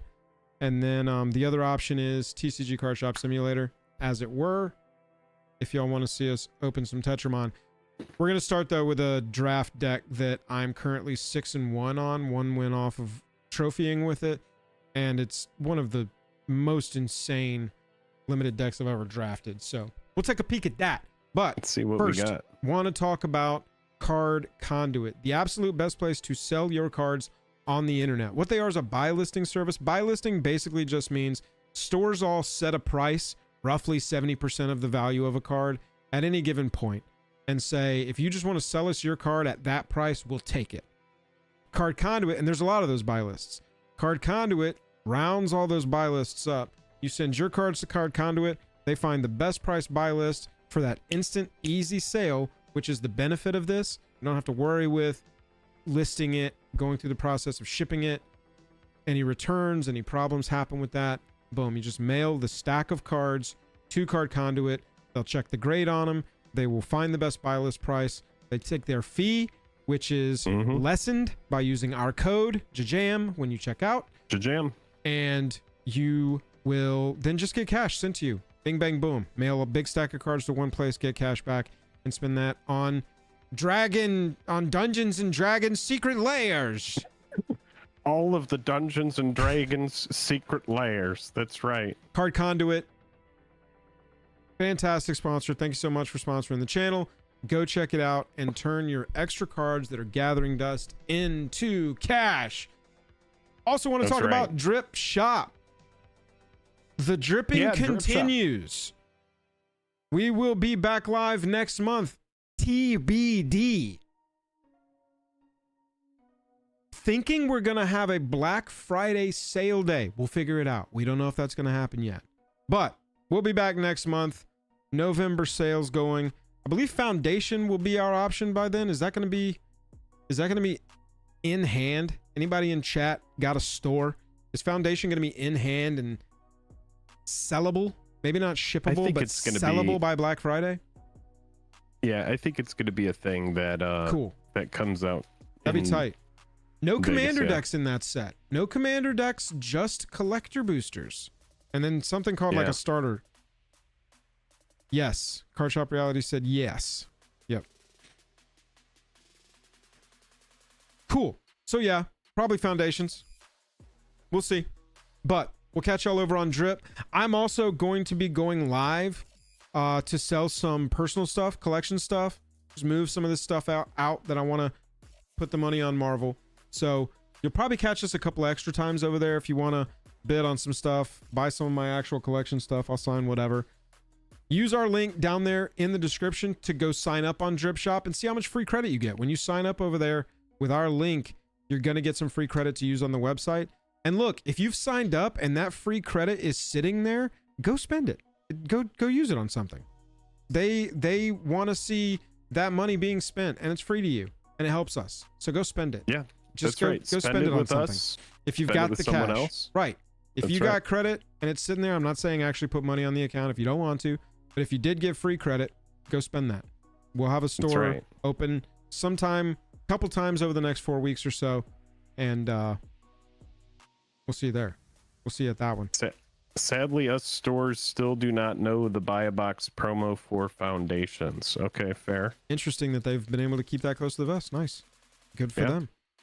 11/8 is the preview. Okay, pre-release. Okay, cool. So we'll definitely be able to give away packs of Foundations collectors at our next show, mid-November. Nice, very cool. Very cool indeed. Card Conduit, Drip Shop, TCG Player. Yeah, TCG Player. If you want to buy singles, take all of that credit that you got over on Card Conduit, bring it on over to TCG Player. You can use our link. You can find links to all of our stuff in the description of our video. And when you go over to TCG Player, you're going to be able to shop between a lot of different sellers, find cards for good prices, leave them in the cart. I like to sometimes fill up a cart and just leave them there, and that's how I do come Amazon. back and look at the cart later. I'll just go on Amazon and shop for shit and put it in my cart just to feel something, and then I don't buy it, but I just filled up a cart. I'm like, look at all this stuff I kind of have. Yeah, it's like Schrodinger's Amazon cart. Here's the cart that we have going on. But yeah, TCG Player, you can use our link. The affiliate link does nothing as far as like making your order cost more. All it does is let TCG Player know, hey, you found the does a lot for us. Yeah, it does a lot for us without affecting your order at all. So, and then obviously Dragon Shield. We've been using sleeves from Dragon Shield for many moons, and we will continue to do so. We're going to be hanging out with Dragon Shield in Vegas. We're going to go see them, talk to our sponsor. Yeah, it's nice to catch up with them at least once a year. We'll be at the Dragon Shield booth on Saturday at Vegas for a short amount of time. I think 10 a.m. local. We're going to be over there, something like that, 10, 11 a.m. Like I said, Jake and I are going to put our schedule together. We'll make a cute little graphic that's got us going like this. Right. And blowing kisses. And have all of our times and where we're at and when we'll be loitering, stuff like that. It'll be adorable, yeah. MTG stocks, you see them in videos. You've seen them tonight when we were looking up Judge promo Elish Norn. It is the go-to to see any long-term price chart of any MTG card. If the data is available, it's available on MTG stocks. That's how it is. That's true. We've used it as a resource for so many years now. Make sure you go check out their premium service that allows you to set alerts, track specific cards, say, when are duels going down next? I just need a Bayou. We need the Bayou. Where is the Bayou price currently? You can go track that over on MTG stocks and eventually buy your Bayou. MTG stocks track the prices long-term, over time. And then Moxfield for your commander deck lists or any deck lists. And looking at the votes, Jake, I think we're doing a commander deck review tonight. 60% of our respondents have us reviewing our patrons' commander decks that they sent to us. So we'll get those going and we'll end up using Moxfield. We should do that. What we'll do is we will look at other people's decks. I don't think we need to talk about our own decks. We'll just go ahead and look at some other people's stuff. That sounds fun. Jake really doesn't want y'all to see his commander deck. He seemed a little scared and a little ashamed. And so we won't. No, I just don't. if people are here wanting us to look at their stuff, I don't want to spend a lot of time talking about my own deck. I get you. Yeah, I mean, I just thought it was funny the way you said it. You were like, we never have to look at my commander decks ever again. If I have to, do I really want to talk about my own commander deck versus other people who are like, no, I want Jake and Joel's takes. I mean, that makes sense. If people want that, then we'll do that. Here we go. Have a great link. You know what, here. Joel? If you want to talk about your deck, I'm not going to say that you can't talk about your deck. If you want no to, one you go can for it. ever stop. I talk about my deck way too much. No one ever stops me talking about my deck. I've got my deck in my mouth all the time. I'm always talking about my deck. All right. Well, it sounds like people want to talk about some commander decks. Let's very first. I want to do this bottom right stack probably. I want to play this deck. Can you see my screen? Mm-hmm. All right, Card Shop. Catch you later, bub. House of Horror for Limited. The 10K card to sell. We appreciate you, man. All right. I just want to show off this deck. We're going to play one game and then we're going to look at each other's decks. Sounds good. Wow. 3 Arabella. 3 Arabella. 2 Midnight Mayhem. Overlord of the Boiler Bilges. This thing has won me so many games. Obviously, it's insane. Like, the 3 and the 4 drops here are just so annoying to deal with. Yeah. Vicious Clown is just fine. Chainsaw, 3 damage here. Absolutely just... And what is your current... You're 1 loss and 1 away from winning the whole thing? Yeah, we're 1 away from the trophy and we got 1 loss. So I was going to see if we can get there tonight. Here, play the last one. We can. The only loss so far was Mana Screw. And other than that, I just kind of ripped through. I had 1 really tight game, but other than that, this deck has just been ripping. And then we'll take a peek at some commander decks. Let's see what we got. We got Blade Wing. Showed us an Infernal Punishment. We'll take a peek at that. I'm going to start pulling some of these things up here. Patrons, if you want us to check out your deck, we're looking at your decks tonight. Commander decks. Prefer if it's like a Duskmorn Commander or a deck that got some great Duskmorn love, you know. Got some new Duskmorn cards in the 99. Go drop it in patron chat and Discord, and we'll pull it up. Ugh. I love that we go first, but not starting till 3 is not going to work for this deck, really.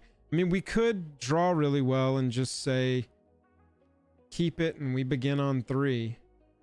Vicious Clown. I mean, that's a pretty brutal... You do go first. I don't hate it. It seems... Yeah, it I'm kind of on fine. the fence about it, and so I think we're just going to roll. I think you draw well, though, because everything you draw for the rest of the game, you're going to be able to play. Because your deck was pretty low to the ground. Yeah. Honestly, a 2-drop makes this really beautiful here. Yeah. Really any 2-drop. So Blade Wing, we've got your Infernal Punishment deck. Jank listed a Jolly Balloon Man deck that we'll definitely check out. Cali Tribe shared 10 Niv Mizzets. I don't think that that's anything. All right, let's rock and roll. All right. Okay, we are getting going with Vicious Clown into Midnight Mayhem, which is going to be a nice little attack for us. 2/2 Death Touch is annoying. We can always kill it if we need to. Honestly, I at like this this point, you keep drawing lands, and you're gonna play big things. Dude, just hit us with a land, and I'm not gonna complain, honestly. Yeah. 4/2, we actually like that a lot. Yeah, baby, that's what I'm talking about. Because here we go. Boom. We'll just be like, shoop, shoop, shoop. Doink, doink, doink.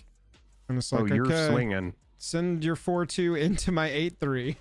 That guy's like, yeah, I can't deal with that. That sounds good. Just keep up the aggression here. Wow. This is not how this deck has performed at all. Obviously, like that after I've played Arabella on turn 2 is insane. This person wants to race with their 2/2 Death Toucher. That's a 4/4. Can you just seize it from slumber and just keep the train moving? You may want to. Just go full 5 on it and kill it. Whenever you attack, creatures you control get +1/+1 until end of turn.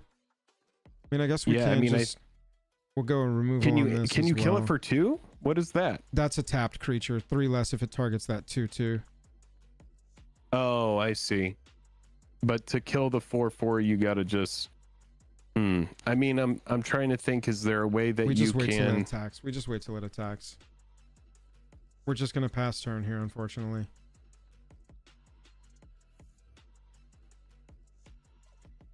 Because if we destroy this here, yeah, see, that's fine. Boom, boom, pass.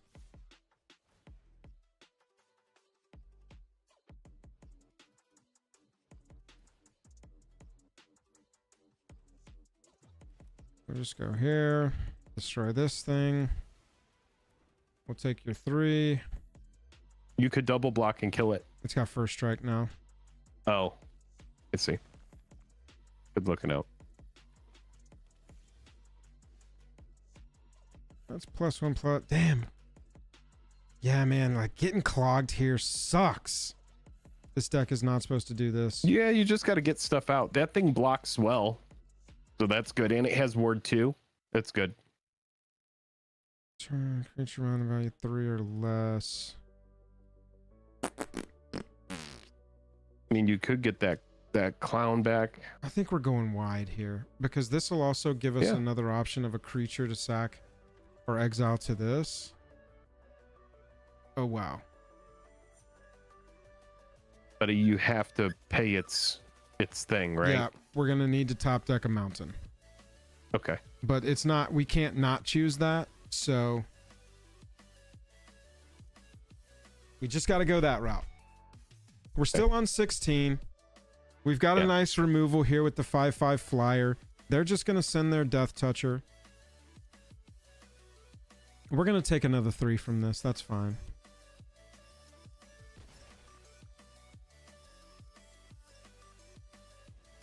Five 3 with reach. That is not. Well, at least you could play Fear of Abduction, so that's good. Yeah. What do you take, the 5/3? Imagine so, right? I guess, yeah, it's got reach, so it can block the thing. Just gonna exile this. No, put each card exiled with it into its owner's hand. Oh. We're still gonna need 2 red for this thing, but this protects it a little bit. Wait, why aren't you able to target their creatures with this? I have to do one of my own as well. When it enters, exile target creature an opponent controls. As an additional cast, exile a creature you control. When it leaves, put each card exiled with it into its owner's hand. I think we're going to exile... I think you want the Manifest Dread guy, right? Because then you could just replay it and get that value again. Yeah, I'm just really worried about losing our Overlord of the Boiler Bilges to being a 2/2 nothing. Yeah. I mean, that's fair. If we can just top deck a mountain...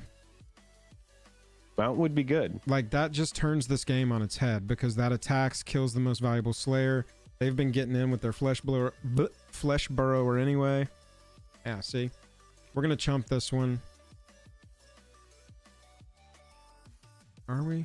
Yeah, I think chumping it is probably good. Well, you could throw the... No, yeah, you have to chump it. Or you can let it go through. I'm just going to take one more punch from it. It's fine. Yeah, go ahead. Do your combat trick. They're like, just so you know, I only play big bangers. Yeah, holy shit, man. Like, they have just stayed Everything I do is curve. huge. Perfectly on curve and we just huge. got chunked out. I should have mulled, I think. We got chumpers. We got things. We're also well, you could swing. We're about to start racing. Does that big fucking thing have reach? Do we have a... Hang on. Do we have a creature...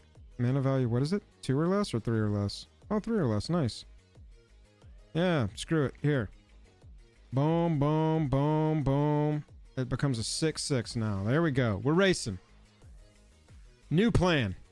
Does that 7/6 have trample? Yes, it does, unfortunately. All right.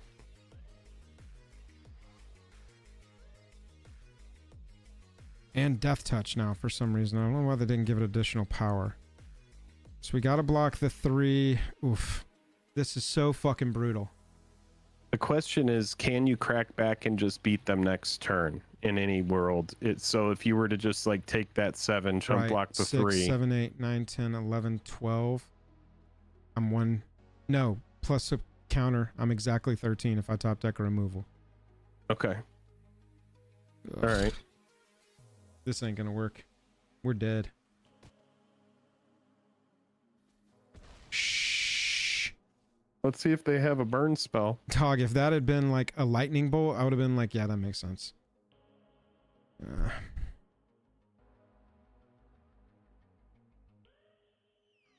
What is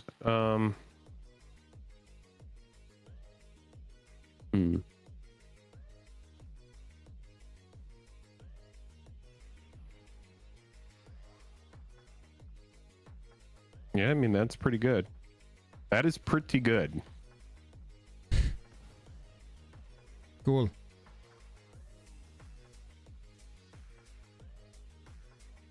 Do you swing out? No.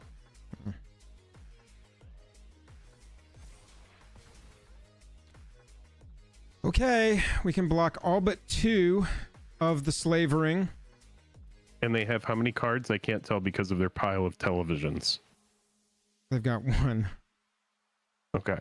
That 2 is unblockable. We gotta throw the Lionheart and this 6, 7. And I think your Overlord, where does he go? I mean, I think we just have to all throw everything here because this is unblockable. Oh, it's an unblockable 3. God damn it. Oh, it is? Yes.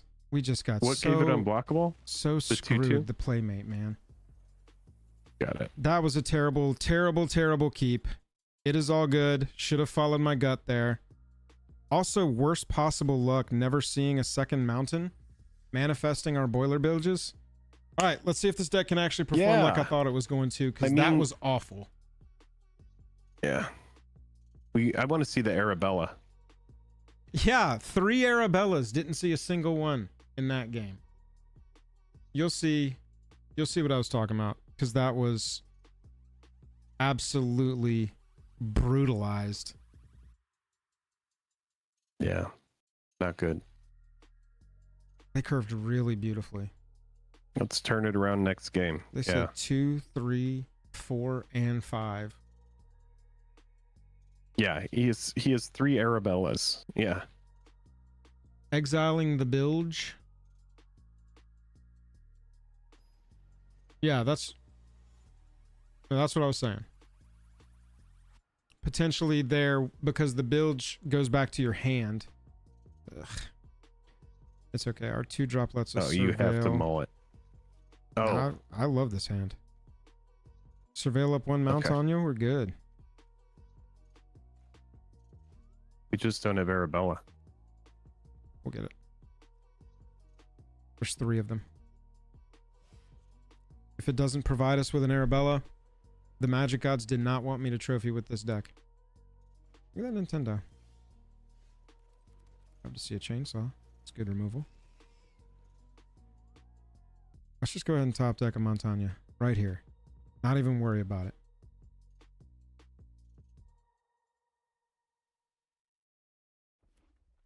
I've got my Winter. Oh!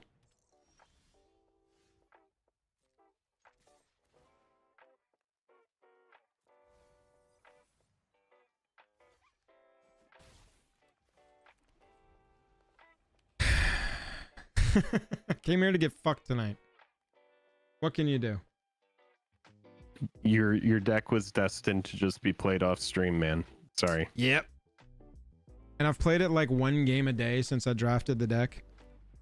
Yeah. I'm getting cooled here. You need a red now. Please. But you need a red or at minimum a plains. Jesus Christ. Yeah, you just got to swing that in, right? Yeah. To try to find a red.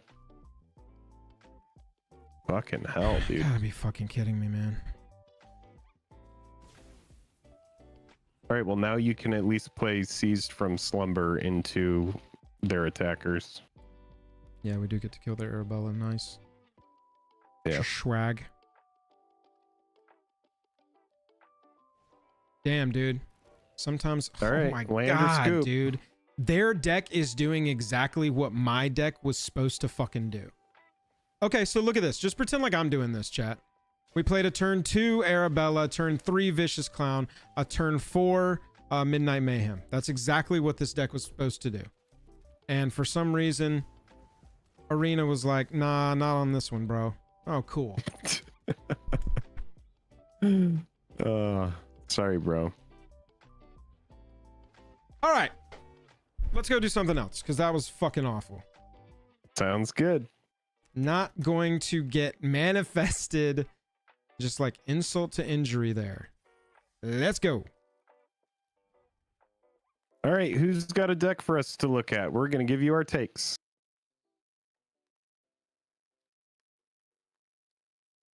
All right, let's take a peek at this Jolly Balloon Man deck first. Oof, that was fucking right. tilting as fuck, man.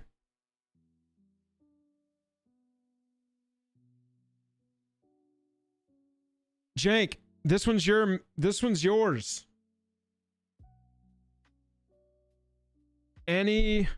Oh yeah, dude, Jank. They had the right cards, they had the cards. They had the cards that we wanted to have. You assume in the top 5 there's going to be a mountain. I think it was the 6th card. Jank, are you there? What's up, boys? Welcome back. Let's take a look at some Duskmorn Commander. Now, you've built Jolly Balloon Man here. Yeah, dude. As soon as they spoiled him, I started buying cards for that deck. Which way did you build this?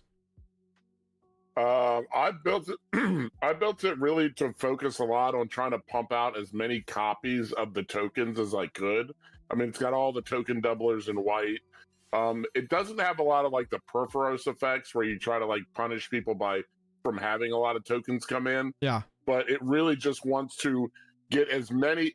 Almost every creature in the deck has some combination of ETB, attack, or death trigger. So almost all my tokens are going to do like at least 2 things when they come in.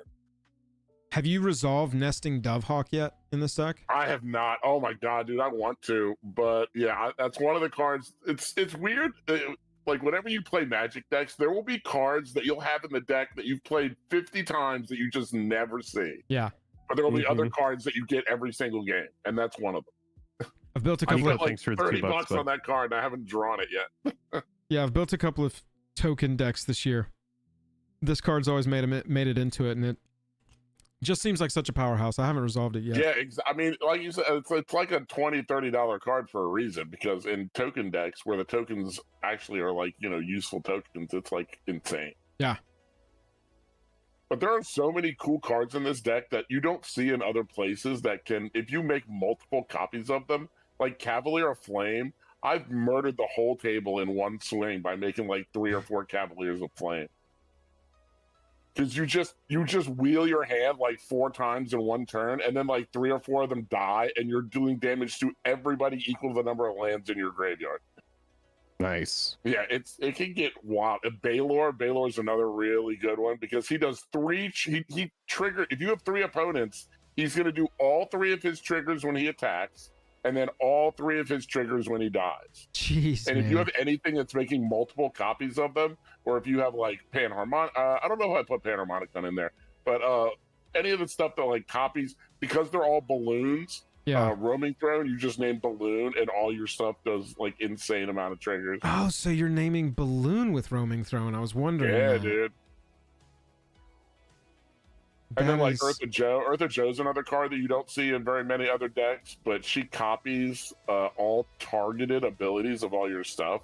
Eartha Joe she's right above the Roaming Throne there, yeah. I didn't recognize this one because it's an uncommon from OTJ. ETBs create a token mercenary, and those are the ones that give a power for a tap. Right. Which is not, I mean, she's a legend, so you're probably not making balloons with her, but if in a pinch, at least making balloon copies of her makes more of these mercenaries. Yeah, I would say I want to see how that one operates because I feel like that one doesn't do. I mean, when you're looking at a card like Beza or Facebreaker, but it's her second ability is what makes her good.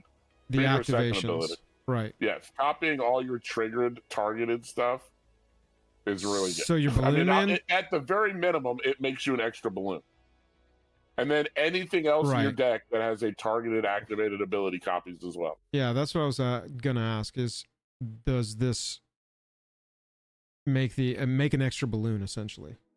Absolutely, yep. Because the Balloon Man's ability is an activated ability that targets one of your creatures. Did you get this Secret Lair? For what? The Wormcoil engine. Oh no! Oh yeah. These aren't the actual copies that are in the deck. Okay, I got you. And, it's just whatever the first one came up as. I did not buy that one though. That one didn't really appeal to me too much. Starfall Invocation, you could just love that send a link. That is like one of my. I bought like 5 of them. That's like a board wipe that goes in like almost all my white decks now. Same. Being able to kill everything and then bring your most important piece back is absolutely worth a card. Plus, and if you're in a deck like this that wants things to enter and leave the battlefield, I don't necessarily have to bring Balloon Man back. He has haste and he's cheap. I can recast him. But if I bring back like a Sun Titan or an Inferno Titan or something like that, then they get all their triggers again. Or Solitude.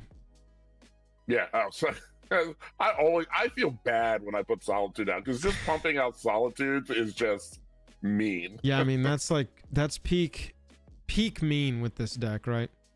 Yeah. Yeah, I mean there are Sun that's Titans. probably the borderline. Like there's the other original white Love this card. legendary dragon. When he dies, he taps 5 Ayo. permanents a player controls, Oh no. and they skip their untap step. Like that's a card. If you really wanted to make this like a really evil deck, you could put that in here, and it would do tons of work. Because once you get 1v1, your opponent just never untaps. Or you can just pick one player and just be like, you're not going to play this game anymore. Love Parting Gust with the Ephemerate and the Exile stapled together.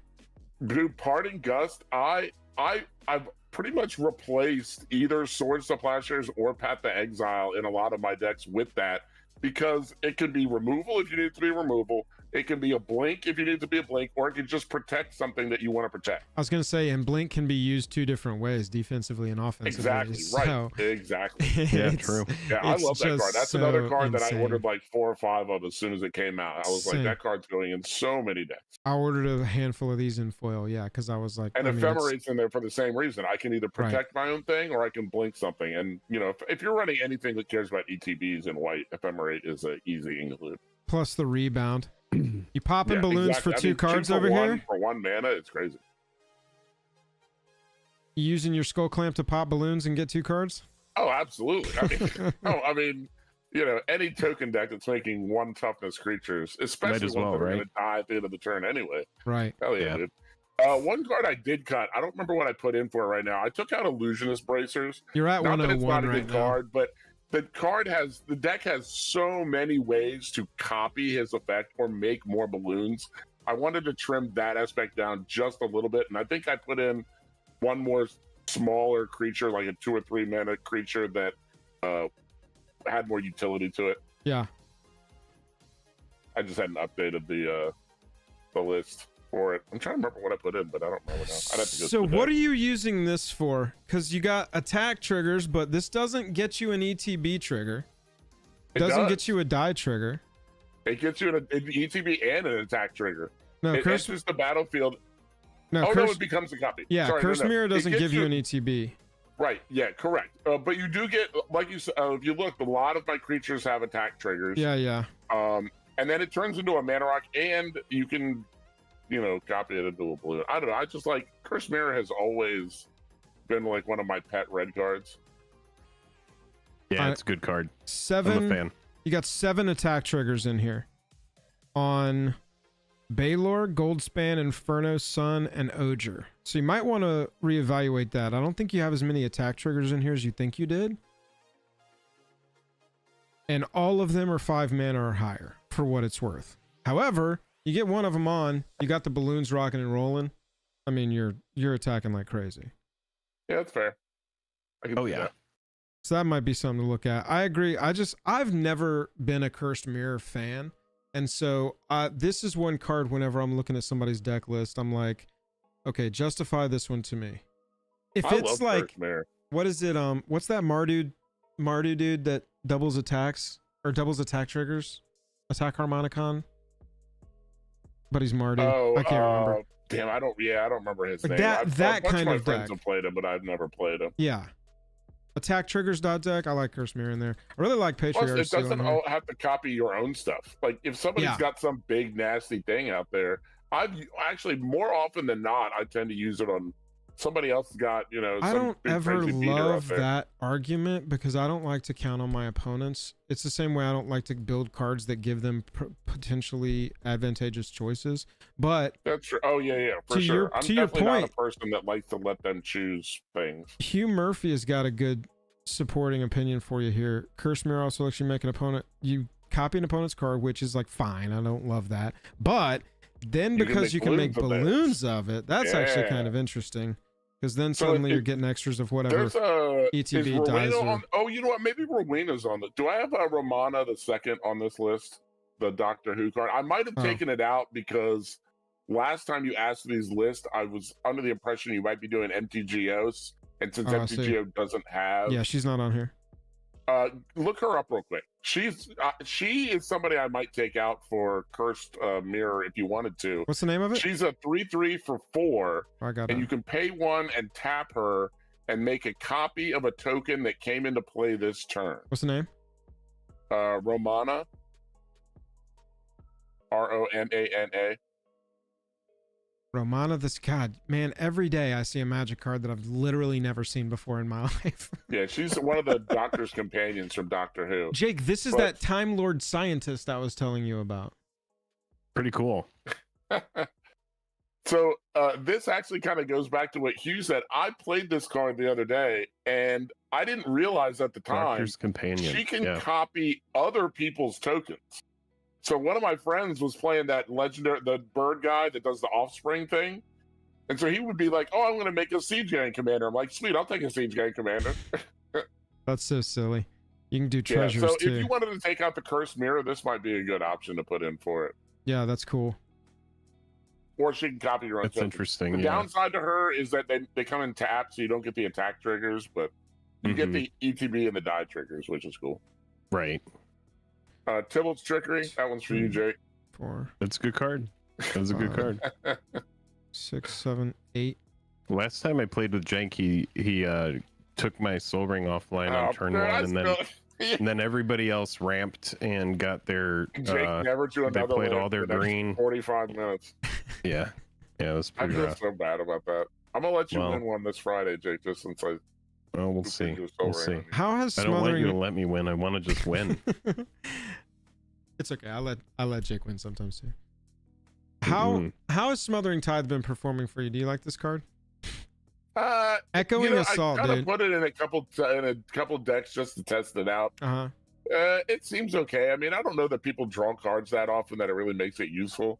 And I assume they'll just pay the 2 every time, right? I mean, like you said, you've given them the option, and giving your opponent the option, it really is never, kind of the way to go. It's not ideal, right? All right, let's decide this. Cursed. But I opened one in a pack, so I just threw it in the deck. Enters the battlefield. All right, here we go. If Cursed Mirror copies an ETB, does it trigger? Yes, it's entering as that creature. I don't think it says enters as that creature, though. It says when it enters, it becomes a copy. Right? Isn't that what it said? I mean, level 1 judge said yeah. Okay, let's go to another one. Does Cursed Mirror entering as a creature proc cast from hand? That's not what we're asking. No, that's definitely not it. Question on Cursed Mirror rulings. The way it reads, it says it comes into play and then it becomes that creature, which means it would have already gotten past the point of entering the battlefield. Any enters the battlefield abilities of the copied creature will trigger when Cursed Mirror enters the battlefield. As this creature enters the battlefield or this creature enters the battlefield with abilities of the copied creature will also work. That's very strange. I would have not thought that's the case. That is not how I would read that at face value. Because otherwise, why doesn't it just say what it normally says, where it says this creature enters the battlefield as a copy of? I don't know. Yeah, I don't know either. That is contradictory to what I would have guessed. I guess because it says as it enters, maybe. Scryfall, if there's any gathering rulings, they're on here. Yeah, it says because it says as it enters. That's weird, though. As Cursed Mirror enters, you may have it become a copy of any. See if one of the clones has similar wording. Yeah, any enters the battlefield abilities of the copy creature will trigger when it enters the battlefield. Yeah, it's definitely because it says as Cursed Mirror enters. Yeah, that's weird. I've always... Yeah, all right. I think I've actually talked people out of this the wrong way before. Sorry to anybody I have led astray based on the wording of this card. Now I feel better about having it in the deck. Yeah, absolutely. Echoing Assault, I've heard very good things. That's another card that I haven't even drawn yet. So oh, really? It seems like it would be cool. I mean, the menace part doesn't really do a lot, but it's going to make another token copy of, a thing. It's just more redundancy on the effect, really. Didn't go too heavy on the utility lands, did you? Oh, yeah, sorry. The lands are... I probably don't even have... Do I even have plains in there? Yeah, you got 15 plains, 10 mountains, and then a couple of the usual suspects. Normally, I have a whole, what are the little packages you can put in on Moxfield? What are they called? Packages. Yeah, anyway, I have one for utility lands, and it just drops like 6 utility lands in there at minimum. Like Nice. War Room, Strip Mine, Ancient Tomb, Yeah. Scavenger Grounds. That one goes in like all my decks. Yeah, that's a good card. Yep. And I think I put an actual whatchamacallit in there, Plateau. Token decks, man, they've gotten so much love, and this one looks pretty brutal. I want to take a peek and see what it's EDH hard for me to rec. kind of like be like, what would I want to take out of it? Because it's hard to see it without like playing it or like seeing how it performs, right? Because I know that you're a good deck builder and you're putting a lot of thought into your decks. So should we that's kinda play? like- So should we play these? Creature spells No, you I'm- cast have convoke. No, I'm not saying play them. That would add a lot of significant time into the evaluation of the deck. I'm just saying that when I'm looking at it, We're gonna I'm do just saying off the cuff. one deck per stream. We're gonna play it for That's 2.5 hours, and then we're going to decide. Give our takes. This is interesting that people are running this creature spells you cast have convoke card because you I don't know that sack I the would put that in balloons, there. right? I mean, you can tap the balloons from. You can basically use the balloons as mana, but I don't. The untap each creature on your opponent's turn. Like if Balloon Man wasn't a sorcery speed trigger, maybe. That's what I was gonna ask next. Is do you have to do it as sorcery speed? Yes, he's Mhm. only sorcery speed. Wow. Which so it makes the untap part of it not. I mean, there's a couple other tappy things in the deck, but not Yeah. enough to run that card. No, I don't wouldn't want run something like that unless my commander really cared about untapping. Wow, people are really into this assassin. It's a very good card, just not. I wouldn't put it in that deck. Oh, it's because it's. Oh, I see. You're making tokens. You make a token copy of this. You can sacrifice something else. Oh god. Oh, you're talking about the Bripper. Boiler Bilge's Ripper. I don't know that I've ever seen that card before. Yeah, this is a Wait, weird one. people are liking this in Commander? I mean, it's up there with the EDH Rex. I'm not sure if this is like I don't a. know. See, I don't like 4/4 for 5 mana. It all. I mean, I'm gonna say all it has is an ETB. That ETB for me isn't strong enough for that mana Mhm. cost. No, I agree And with you. I mean, even if it just straight up did 2 damage to any target, I don't know that I would run it. And then you have to sacrifice another creature or enchantment. I'm not saying what's- if you were building some like it doesn't not have a place in the deck, but compared to the other things, I wouldn't take anything that I currently have in there out of the deck. I don't think I would. Maybe put if you this are in building there. Yeah. more budget build or you just don't have. I mean, like not everybody's got like Osier or whatever his name is, or Mondrak. I mean, those are pricier cards. If you can't, if you don't have the budget for those cards, that is a perfectly fine card to put in the deck. Absolutely. Bro, Star Sure. Athlete is killer.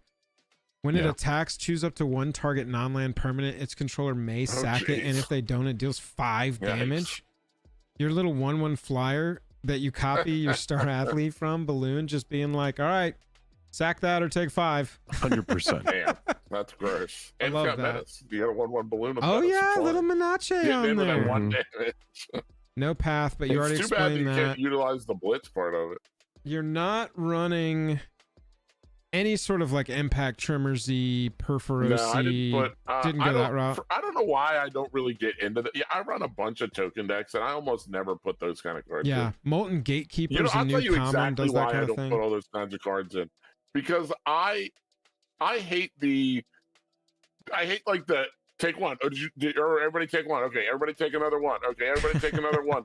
Where people have to sit there and like remember to click their life thing 400 times in one turn. I try to avoid a lot of the small incremental.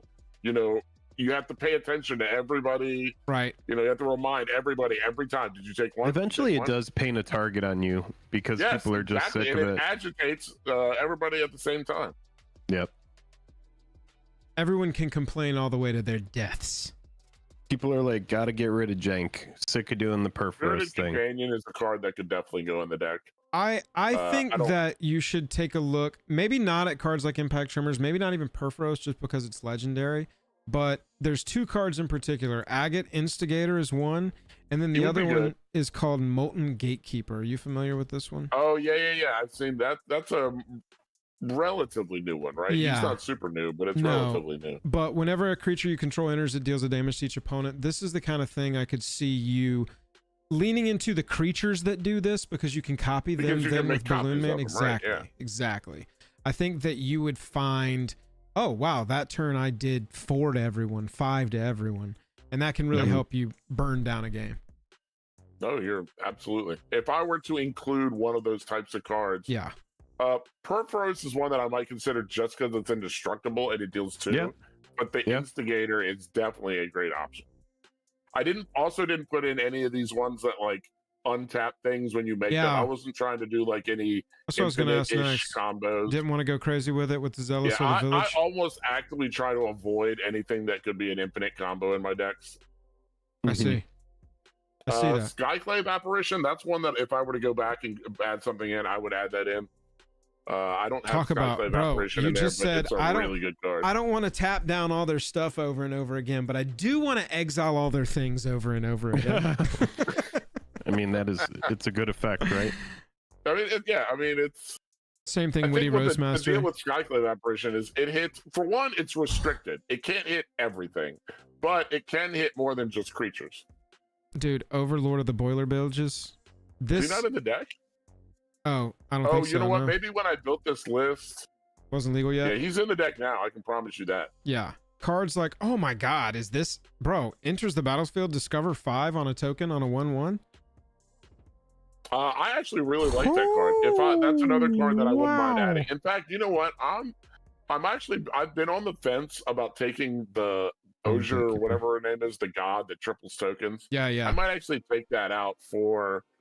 Dude, like, I've ended up cutting that card too. That's such like a win more card, I feel like. That's exactly what I was getting ready to say earlier when you were kind of hovering over it. It's such a win more card. Yes. Like if you need to make more than like double the amount of tokens, if you need to make 6 times the amount of tokens, like there's plenty of other stuff in there that either doubles the tokens or doubles the triggers.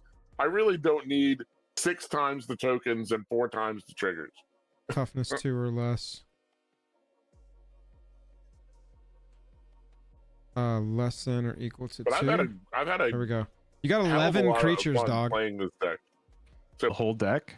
That's a Jake number of creatures. Oh, no. 11 creatures that have toughness 2 or less, which makes them eligible for Recruiter of the Guard. Oh, gotcha. I know that card it might have been one of the later cuts of the deck.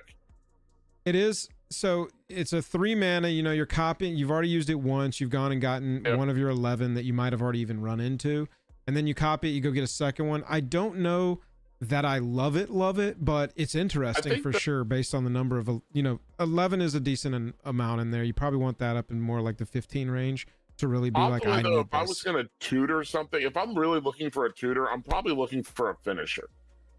I can see that. Very few. I mean, I guess the other option is if you need a tutor, you're either looking to finish the game or you're looking to save your life. Right. And a lot of, getting a solitude or something would also fit that bill. So yeah, Elijah, the other one. That's another card that if somebody had it in their list and placed on one of my other things, I would totally understand. Enduring Courage.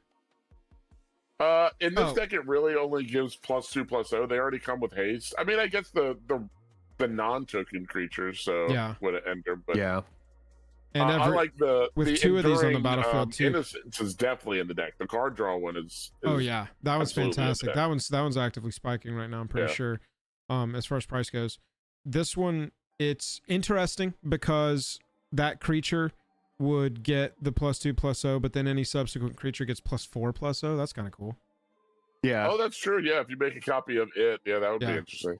2 dogs. Moonshaker Cavalry is kind of good. Oh my god, I do like that idea, chat. Nico. Holy shit, that's a hell of a finisher for sure. Jank, the list looks pretty good, man. I like the ways you've taken it. I've played it probably 5 times now, and I had one game that I lost. That was that game where I had Romana out, but that's because I literally drew like none of my copyable stuff. Like I had all the things that want to make additional copies, but none of the things that you wanted to actually copy. So that makes the deck a little frustrating. I'm trying to see when. So are these all the exact versions of the cards you have in here? No, they are not. I haven't gone through. On some of the first few decks I put on here, I went through and I put the exact copy of, but a lot of the more recent stuff, I've been building so many decks in the last few weeks that I just haven't had time to go through and pinpoint all the different copies. Our last two games, you played Chatterfang and you played River Song. Sorry to interrupt. I was looking to see if you had played this against me. You played River. Oh no! Our last two games, you played River Song. I did play it. So this must be the one that I played against Jake, because I did play it at the last play day. Gotcha. But so if it wasn't against you, it had to have been against Jake, because I only played the first 2 rounds. Yeah, wasn't me. But it did a lot of work in that game, in that second game, for sure. Cool. Yeah, it's a cool deck. I'm happy that we got a version of Balloon Man. Jank, thank you very much. Yeah, no problem, man. Thanks for taking a look at the deck. I appreciate all the insight. Yeah, of course. Yeah, that's cool. Bladewing, do you happen to be here? Maybe you'll see it again in Vegas. Yeah, I imagine so. Oh man, all I want to do is get in paper games. Love you, love you, love you, love you. Love you so much. I'm honestly not responding. There you go. Honestly, right. Love you, love you, love you. Fine. Love you. Bladewing, are you in chat to Potential chat with us about this deck? Let's take a look at it, Jake. Who was it? Let me see if. Oh yeah, there we go. Hugh, right there.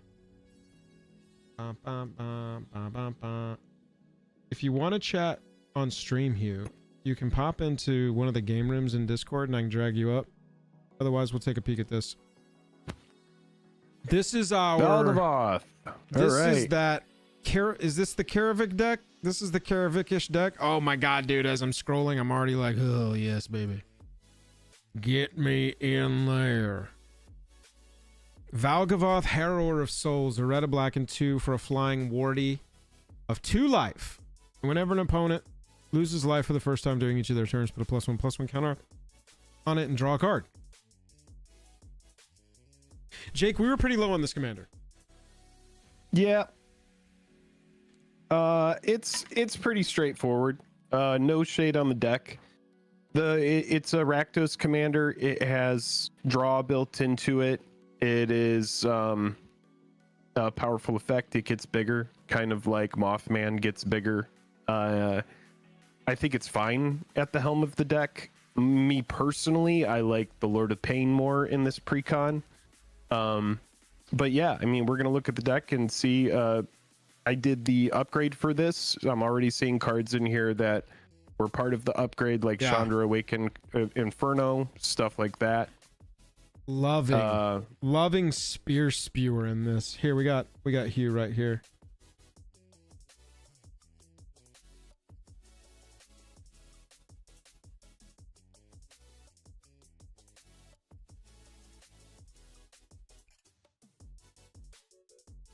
Hugh, are you there? Yeah, I'm here. What's up, man? How are you doing? Not too bad.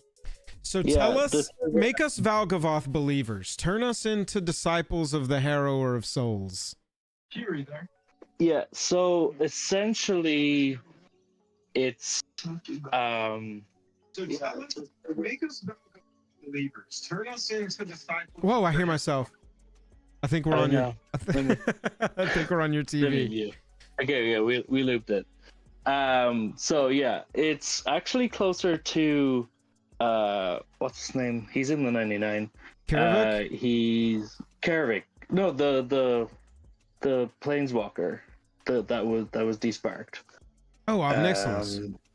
Obnixilis, yeah. So it's closer to Obnixilis, where you're drawing cards when you're doing the damage to your opponents. But it's only during their turn, and you can't get as many cards as you would with Obnixilis.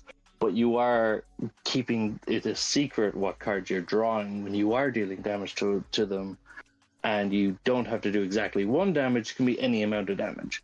Oh, so okay. So you're essentially, the plan is to draw, 3 cards when it's not your turn. Right. Mm-hmm. A cycle. So you're actually drawing a lot of cards, and you're making a giant beater with evasion as well at the same time. Right. So there's many instances of turning off lifelink, but there's also ways of giving him lifelink as well, so you can get back some of the damage that you're doing to yourself. Cool. How are you doing the damage to yourself? Just passive effects that are hurting everybody? Just passive effects that hurt everybody. Yeah, there's a few enchantments that's each player as opposed to each opponent. Yeah. Mm-hmm. So you are going to hurt yourself. Plus, you're putting that big, massive target on your head by playing a Rakdos Punisher deck. and that's always an issue with those. So that's why there's also the classics like Exsanguinate to get a whole bunch of big chunk of life back at a time. A couple of pet cards in here that I'm a huge fan of are Backlash and Delirium. Oh, okay. Which really just punish your opponents for playing giant creatures. Delirium is, is so fun. This one catches people off guard. Chad, if you've never seen this one, you can only play it during your opponent's turn. Tap target creature that player controls. That creature deals to that player an amount of damage equal to its power, and that creature neither deals nor receives combat damage this turn if you did it. I'll trick you during combat. It's a fun card. Yeah. Oh yeah. Send it back at them. And by the way, Delirium on Blightsteel Colossus? Mm-hmm. That creature deals the damage? That's a victory, right? In fact, worked. Yep. You just knock them out with their own Blightsteel. I mean, that's pretty sweet. Yeah. That's what we call karma. Oh man, Delirium is so fun. Same thing here. Backlash. Nearly the exact same card. Yeah. And they also are great for, so if your opponent even just has a big chunky attacker that that's going to come your way because you're pinning your target on your head, you're like, A, you don't get to attack because it's going to be tapped in your main phase before you go to combat, and B, you're getting hit with the damage, and I'm going to draw a card and grow my commander. Hellish Rebuke is similar, where you're just punishing your opponents for attacking you, which is what they need to do for them to not die. Right. Yeah, that's so funny. That is interesting because I've played against Jake's Karavik deck a lot in my lifetime, and one of the main strategies when you sat down against it was essentially keep Jake's life total lower than ours. As long as Jake's life total is lower than ours, a lot of that stuff is not helping him like it typically would be. And his goal is the opposite, right? Try and gain life and stay above everybody so that the stuff that's having lives, etc., isn't killing him. I like Hellish Rebuke. I don't think that I knew about this card. Yeah, Hellish Rebuke was one of those hidden pre-con commander from the original D&D AFC set. So it kind of went under a lot of everybody's radar at the time because that was what, just coming out of COVID and all that. It's an interesting going down into the artifacts, we have some classics and Anchor Mishra to just hurt everybody for playing lands. Yeah, right. Barbed Wire is another instance of just each player's upkeep, take a damage. It's not really going to hurt you that much, but it's going to draw me a card and put a counter on my commander. I love when cards like this can find a home, man. That card is so... Yeah. I'm just going to say silly and random and not good really for commander, but with this commander, absolutely it is. Oh, it does work really nice with Valgavoth. Yeah, it sure does. Whip of Erebos is just getting that life back and pulling back some of your big spooky creatures that you have. Then the enchantments are really the meat of the deck, really, because it's a lot of your Punisher effects. It's your classics like Blood Chief Ascension. Rain of Gore actually popped off. It shot up to, it went from $1 up to $13-15. Yeah, it's a $13 card. Yeah. If a spell or an ability would cause its controller to gain life, that player loses that much life instead. Card is fucking fantastic. That's hilarious. I mean, you are definitely playing one of our favorite songs here, sitting here and showing us a bunch of Rakdos enchantments. I'll say that. I know, right? Yeah, a lot of these Vortex also popped off. Oh, yeah, Roiling Vortex is very much a Valgavoth card that when I first saw this in Zendikar Rising, I was like, that's a card. And now you could see a $2 card is, or it might have even been $1 at one point, is now $10. And I'm not surprised. It does a lot of things really, really well. I think I got Hiss in My Asthma about 2 weeks ago for 80-something cents in Japanese, and I looked the other day and it was $8.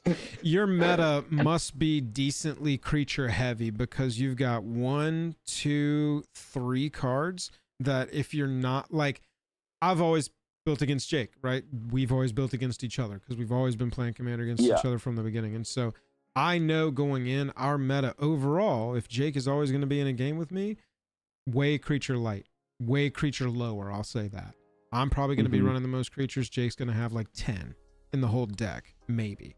And so cards like this for me over time have not really performed like I would want them to.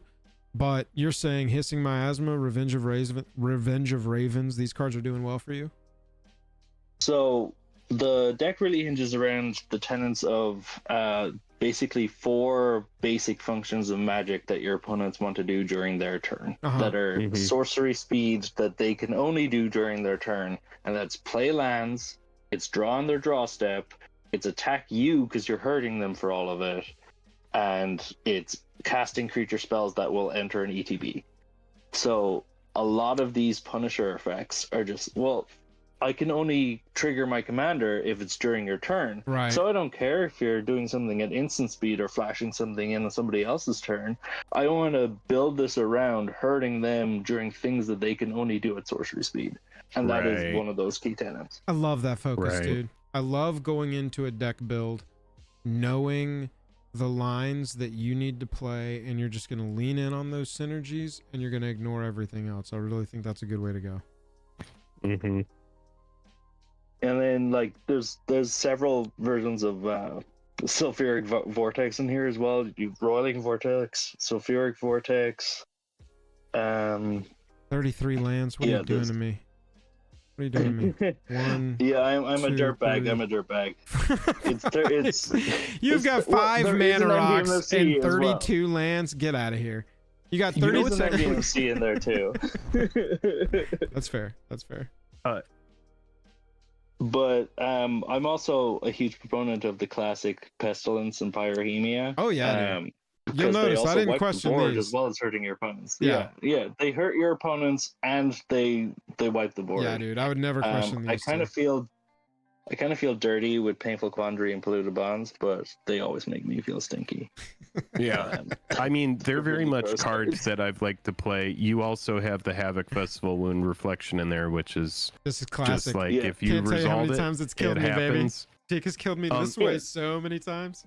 It's a good little wombo there. It's funny because in my Imskir deck, I actually run 33 lands as well. I have more mana rocks than you have in here, and Imskir actually has the affinity for artifacts, so it costs even less. So as long as I get like a good Imskir draw, I have no mana issues. I very rarely have mana issues in there because I make Imskir so cheap.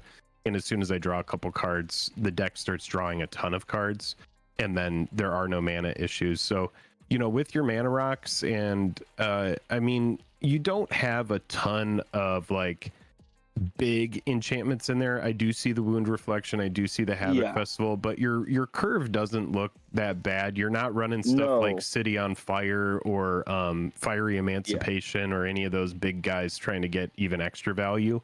So yeah, I mean, I think the deck looks pretty focused, and with Valgavoth as well, you're drawing a lot of cards as well. So I imagine you're not having that big an issue. It's get to 4 mana, and then you get Valgavoth out, and then you'll draw your mana.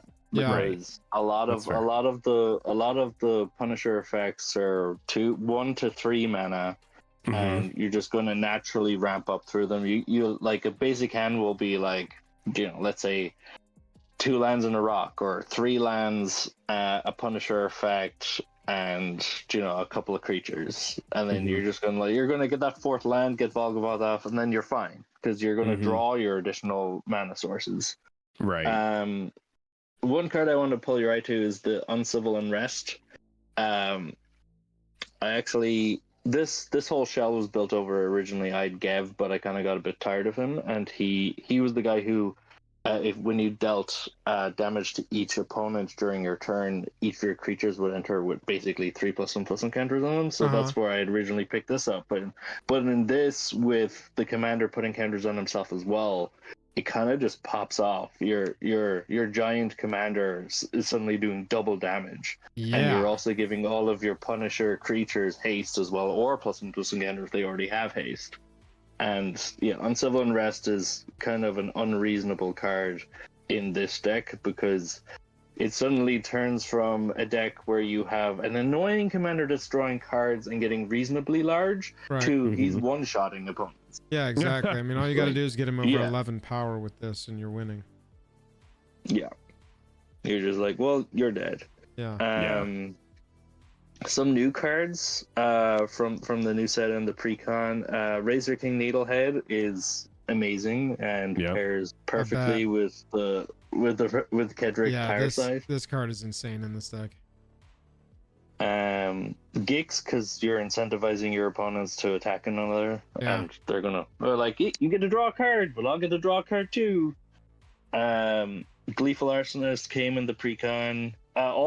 Just to say, all of the versions in the Mox Field are what I am playing. So I have the cool Mayhem Devil that I got in the same lair where I traded you that card. I was gonna say I've got the Prosh. Hang on, I got the the Prosh to go. Yeah, I got the Prosh right here. Yeah, dude. I was like, hell yeah, I'll make that trade. There's the Prosh. Traded that from the one here. card I'm kind of on the fence about is Omnixilus, just because he's so expensive, but he's also kind of hilarious, and I kind of love Omnixilus as a character in the lore. So I love Omnixilus too. The Omnixilus Unshackled, that is. Obviously, Captain Kingpin is an auto include in this deck. He's insane. Obviously. Right.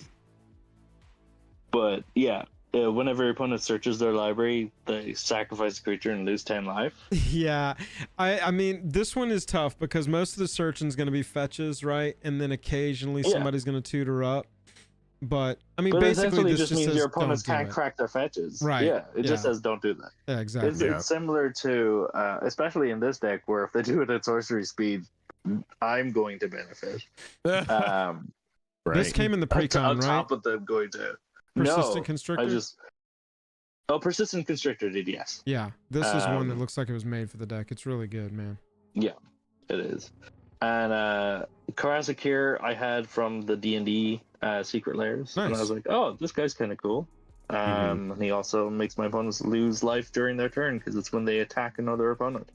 Jake, any Rakdos knowledge from playing Karavek where you're like, oh man, you got to try this card, or pretty much all the staples here? I mean, I like, like I said, I gave kind of my takes on stuff like Fiery Emancipation and City on Fire and that kind of stuff. I do think the deck looks, pretty focused and strong.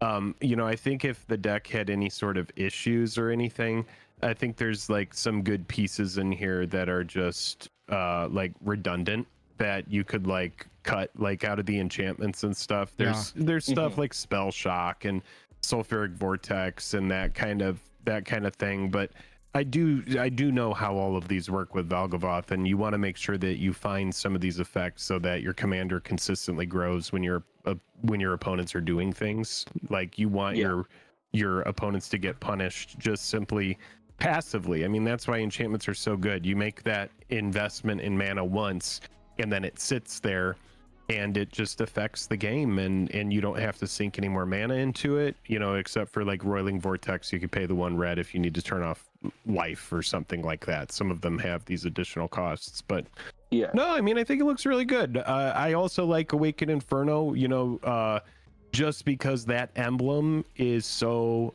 freaking strong, and the card can easily go to 8 loyalty like the moment that you play it. And so it's a planeswalker that can kind of take a punch, and I like it in this deck. Even though planeswalkers are kind of squishy in Commander, I think in here being able to give each opponent an emblem is so freaking strong, and being able to do that twice or something, it's something that they're going to have to deal with the whole rest of the game, because there's nothing you can do with emblems. I do like a giant flyer to protect it. Oh, hell yeah. And then, so how many tutors are you running in here? I don't think I'm running. I was gonna say, I don't think I'm running any. No. Because the commander has such a consistent card draw off of them. I would rather just and so much lean redundancy in your synergies. Yeah. Exactly. I mean, that's a very typical Jake thing. And then, do you have Shieldred the Apocalypse in here? I do not have Shieldred the Apocalypse in here. I bet that is because it's a pretty sweaty card. That's one that I'm like, I would probably put Shieldred the Apocalypse, just because if you do have a lot of card draw, you're going to be able to, continue to they get punished for drawing, and you benefit from it. But I mean, the only other thing I like is, I like running like 2 or 3 tutors. I early on when I would play Magic, I would like to run a lot of tutor spells. It was something that I really enjoyed doing. I would like use a tutor to go get a card that would let me tutor 2 things. For example, I would go like tutor up what's that card that if you kick it, you could go tutor 2 things. I mean, it doesn't matter. I but know what you're talking about. you know what Demonic I'm talking about. consultation? Yeah, like that kind of shit. And that is such a Demonic boring line of play. But these days, I do like running Vampiric Tutor. I do like running Demonic Tutor. And then, like, in a deck where you're drawing a lot, I don't hate Imperial Seal, because you can easily tutor it to the top and then just get it. And then a nice budget one is Scheming Symmetry, because it's a political card. You're able to tutor something, and one of your opponents is able to tutor something. You can. What's the tutor that's 5 mana, but if you Delirium, it refunds you 3 black pips? Oh, Beseech, right? Too. No. Yeah. No, it isn't. No, that's Beseech. Beseech the Queen is, you can only tutor something equal to the number of swamps you control, and it's like hybrid. It's either 2 or black mana, but 3 pips of that for the cost. But the sorcery I'm thinking of is, I think it's 3 and 2 black, and it's search your library for a card and put it in your hand. But if you've Delirium, it refunds you 3 black mana. So essentially Dark has a Petition. built-in. That's there you go. Spell Mastery. It's not Delirium. It's instant sorcery. Spell Delirium, Mastery, but yeah, same thing, different. Yeah. So I think that would work in this deck, because it's running a lot of instants of sorceries. Yeah. But I mean, I think the deck looks really fun. I think it looks good. And yeah, I mean, the only thing I would I typically use my tutors if I have to go get a board wipe. Like that a lot of the time is what I will use them for. If I'm like, you know what, I need to just go grab a Blasphemous Act, or we just passed a Bajuka Bog, I use them to just go get the tool that I need when I need them. I think that's how most people use their tutors. For sure. It's hard for me if I'm running black to not have any in the deck, but you know, if that's personal preference and you're not looking for that kind of thing, I know a lot of people that don't like tutoring just because they're like, oh, it kind of goes against the spirit of Commander. It's like, I'm playing this kind of battle cruiser kind of format so that I can shake it up each time and see different cards. When you run tutors, it's like, oh, I'm going to grab the cards that I like to play. Like, for example, if you're running Havoc Festival, I would think, you know, having a tutor or 2, that way you can go grab the Wound Reflection and just complete the combo if you want to. Yeah.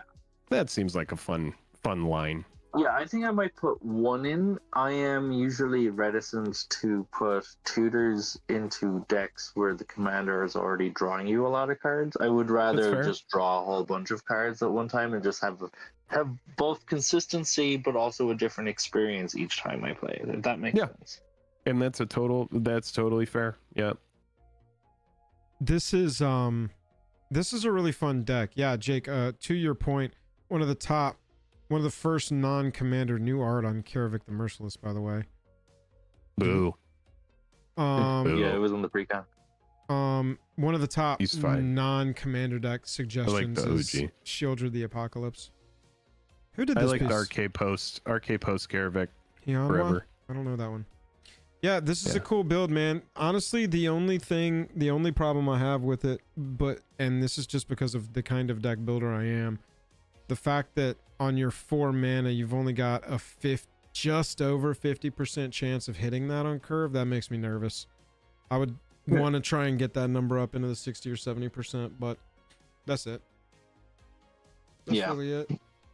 Got some of your redundancy at that mana value or higher, you know, like I was talking about Revenge of Ravens, stuff like that. That's going to be a little slightly narrower if you wanted to add the mana on top. But honestly, yeah, just a little more consistency. Yeah, I probably cut Omnixilus and again one of the more expensive redundant ones like Revenge of Ravens is 4 mana. I'm getting similar effect for cheaper elsewhere or on bodies. So yeah, cut a couple of those, put a tutor in, put a couple more lands in. That should be fine. Yeah, I like this deck, man. I like this deck. Yeah, I like it too. I'm gonna Looks find cool. a time I can maybe play it on some MTGO and get a handle on it. Well, I mean, we have our Commander Play Day in just a couple days. So, are Yep. you bringing it to that? You? I plan to. Okay. I'm stay-at-home dad, so it depends on how that works out. Yeah. Where are you but- stationed? Are you overseas? No, I'm in Milwaukee. I okay, am cool. Irish, but Yeah, I am yeah. living in Milwaukee. Cool. So Yeah. I'll be coming down to Chicago Magic Fest in February, but I know you guys are aiming at Atlanta. But Well, I'll definitely we be are, coming we're kind of discussing how the next year is going to go. So don't count us out for Chicago. There's things that we're kind of looking at as far as Assessing. moving forward, how our convention's going to fit into our typical schedule. So, if you're planning on going to Chicago, that's great. We may see you there. Yeah. But yeah, that's cool. Maybe we Thank can you. play some twin-headed giant or something. Absolutely. Yeah. Thank you for sharing this one with us. This Hugh, is we cool. appreciate you. No problem. Best Talk luck, soon. guys. And that's a good point. We do have our Commander Playday on Friday. If you're a patron, you got to get in on that. We'll be playing Commander all day. Signups are live in the patron section of the Discord right now.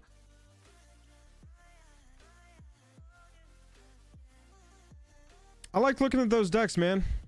I haven't really explored too many Duskmourn decks yet. Just the ones that I've played and the ones that I've played against. And so seeing some different takes on those. Man, people have really gotten into Rakdos, haven't they? Yeah, it's hard not to, because they printed that Lord of Pain as well, which is, the one that I find more interesting. Yeah. And I also think that based on what, our friend Hugh was just showing us, I think that Lord of Pain could comfortably go at the helm of what he was just showing us as well. I think Valgavoth and it kind of are interchangeable in a weird way. Right. But yeah, when you print a deck like that that's different and really put Punisher into the limelight by giving it a good commander at the helm, be it Valgavoth or Lord of Pain, you definitely have like those spikes that you see on stuff like freaking Roiling Vortex and whatever that other card Hugh was just pointing out. Yeah. Like Descent into Avernus is also... Yeah, it's just different. And so people like that. They're like, whoa, I've played against Mill. I don't like that. I'm not looking to just turn creatures sideways. What is that? I hate stacks. Stacks sucks. That's more of like a group slug kind of thing, where it's like, oh, I want to dabble in this red black like pain train where everybody's just getting pinged and burned down together. It's something that I've loved for a long time. You know that. That's been yo shit. Yeah, and I'm on that Imskir drip right now, which is very much the same kind of thing. I'm like throwing big artifacts, I'm cheating artifacts out. It's a deck with a ton of resilience. It kind of speaks to what you and I were talking about in a couple videos that we filmed earlier today, which was, so many sets come out that I barely have time to enjoy the commanders that that have just been built. I know that MH3 was a little while back, and that's what brought us Imskir, but that's like the Rakdos deck I'm really on right now. If Imskir hadn't come out, if I hadn't built it, oh, you bet your butt I would have just turned Karavik into Lord of Pain, but I turned Karavik into Imskir, and so that's kind of the Rakdos thing that I'm on right now. I think I could build both, but I think they'd be too similar. It's why I'm not playing Karavik right now. Like, there's no reason to. I'm on a different Rakdos thing. Chat, we appreciate everybody hanging out tonight. That's probably going to do it for us this evening. This has been a fun one. Didn't know, we haven't done that segment, that commander deck analysis segment, a ton of times, and so we're kind of developing that in front of you. I didn't know if those were going to go long discussions, short discussions. I liked them how they were. Let us know if you got any feedback on that. Patrons, sorry if we didn't get to your decks tonight. I didn't know if we were going to get a lot of little, so Buzz, I did see that you posted your Nico deck there that whooped up on our ass, and I'm with Jank. The deck did really well, but turn 1 Soul Ring, turn 2 Smothering Tithe is a pretty good combination of cards as well. What did he build? The Nico that makes the the shards turn into creatures that you have, and He had Aerial Extortionist, which when it attacks, you get to exile a thing and they have to cast it again. And he was turning his shards into that. What a scumbag. Yeah. We fucking exiling all when my I stuff. first What saw was that card, I was playing? like, those shards are good. Those shards are good. I played Nico is something good. where it was like just it completely shut me out of the game. Basically, we all just agreed to concede and move on. On like turn 5, we were just like, y'all just want to go again. Buzz was on Raphael in August. Buzz was on Yuriko in August. No, I don't have that game written down. I must have been too tilted. There are some very strong cards that come out very consistently, and I do think that you can give your commander decks updates as often as you like, but with all the strong cards that are in a constant state of coming out, I mean, I do think it's leading to more deck variations, which is cool. Yeah, I agree. Yeah. So I was playing Zimone, and so my whole thing was to get a 10 mana creature face down on the battlefield. But he was exiling my creatures and I had to recast them, which I was trying to cheat mana costs. And so exiling me stuff and forcing me to pay their mana costs is like the opposite of what I was trying to do. And so in particular, it just shut me out of the game. And, I think at that point with the Smothering Tithe on turn 2, the resource battle was won, and nobody else really stood a ton of chance because at that point I couldn't do anything to stand up to the magnificent force of Buzz Fuzz. That's right. Oh, was that the one? Buzz Fuzz is a magnificent force. Jank, that would make sense. I didn't write that game down. That was also that day where I was like watching my kids at the same time as trying to play that first round. It was rough, but we got through it.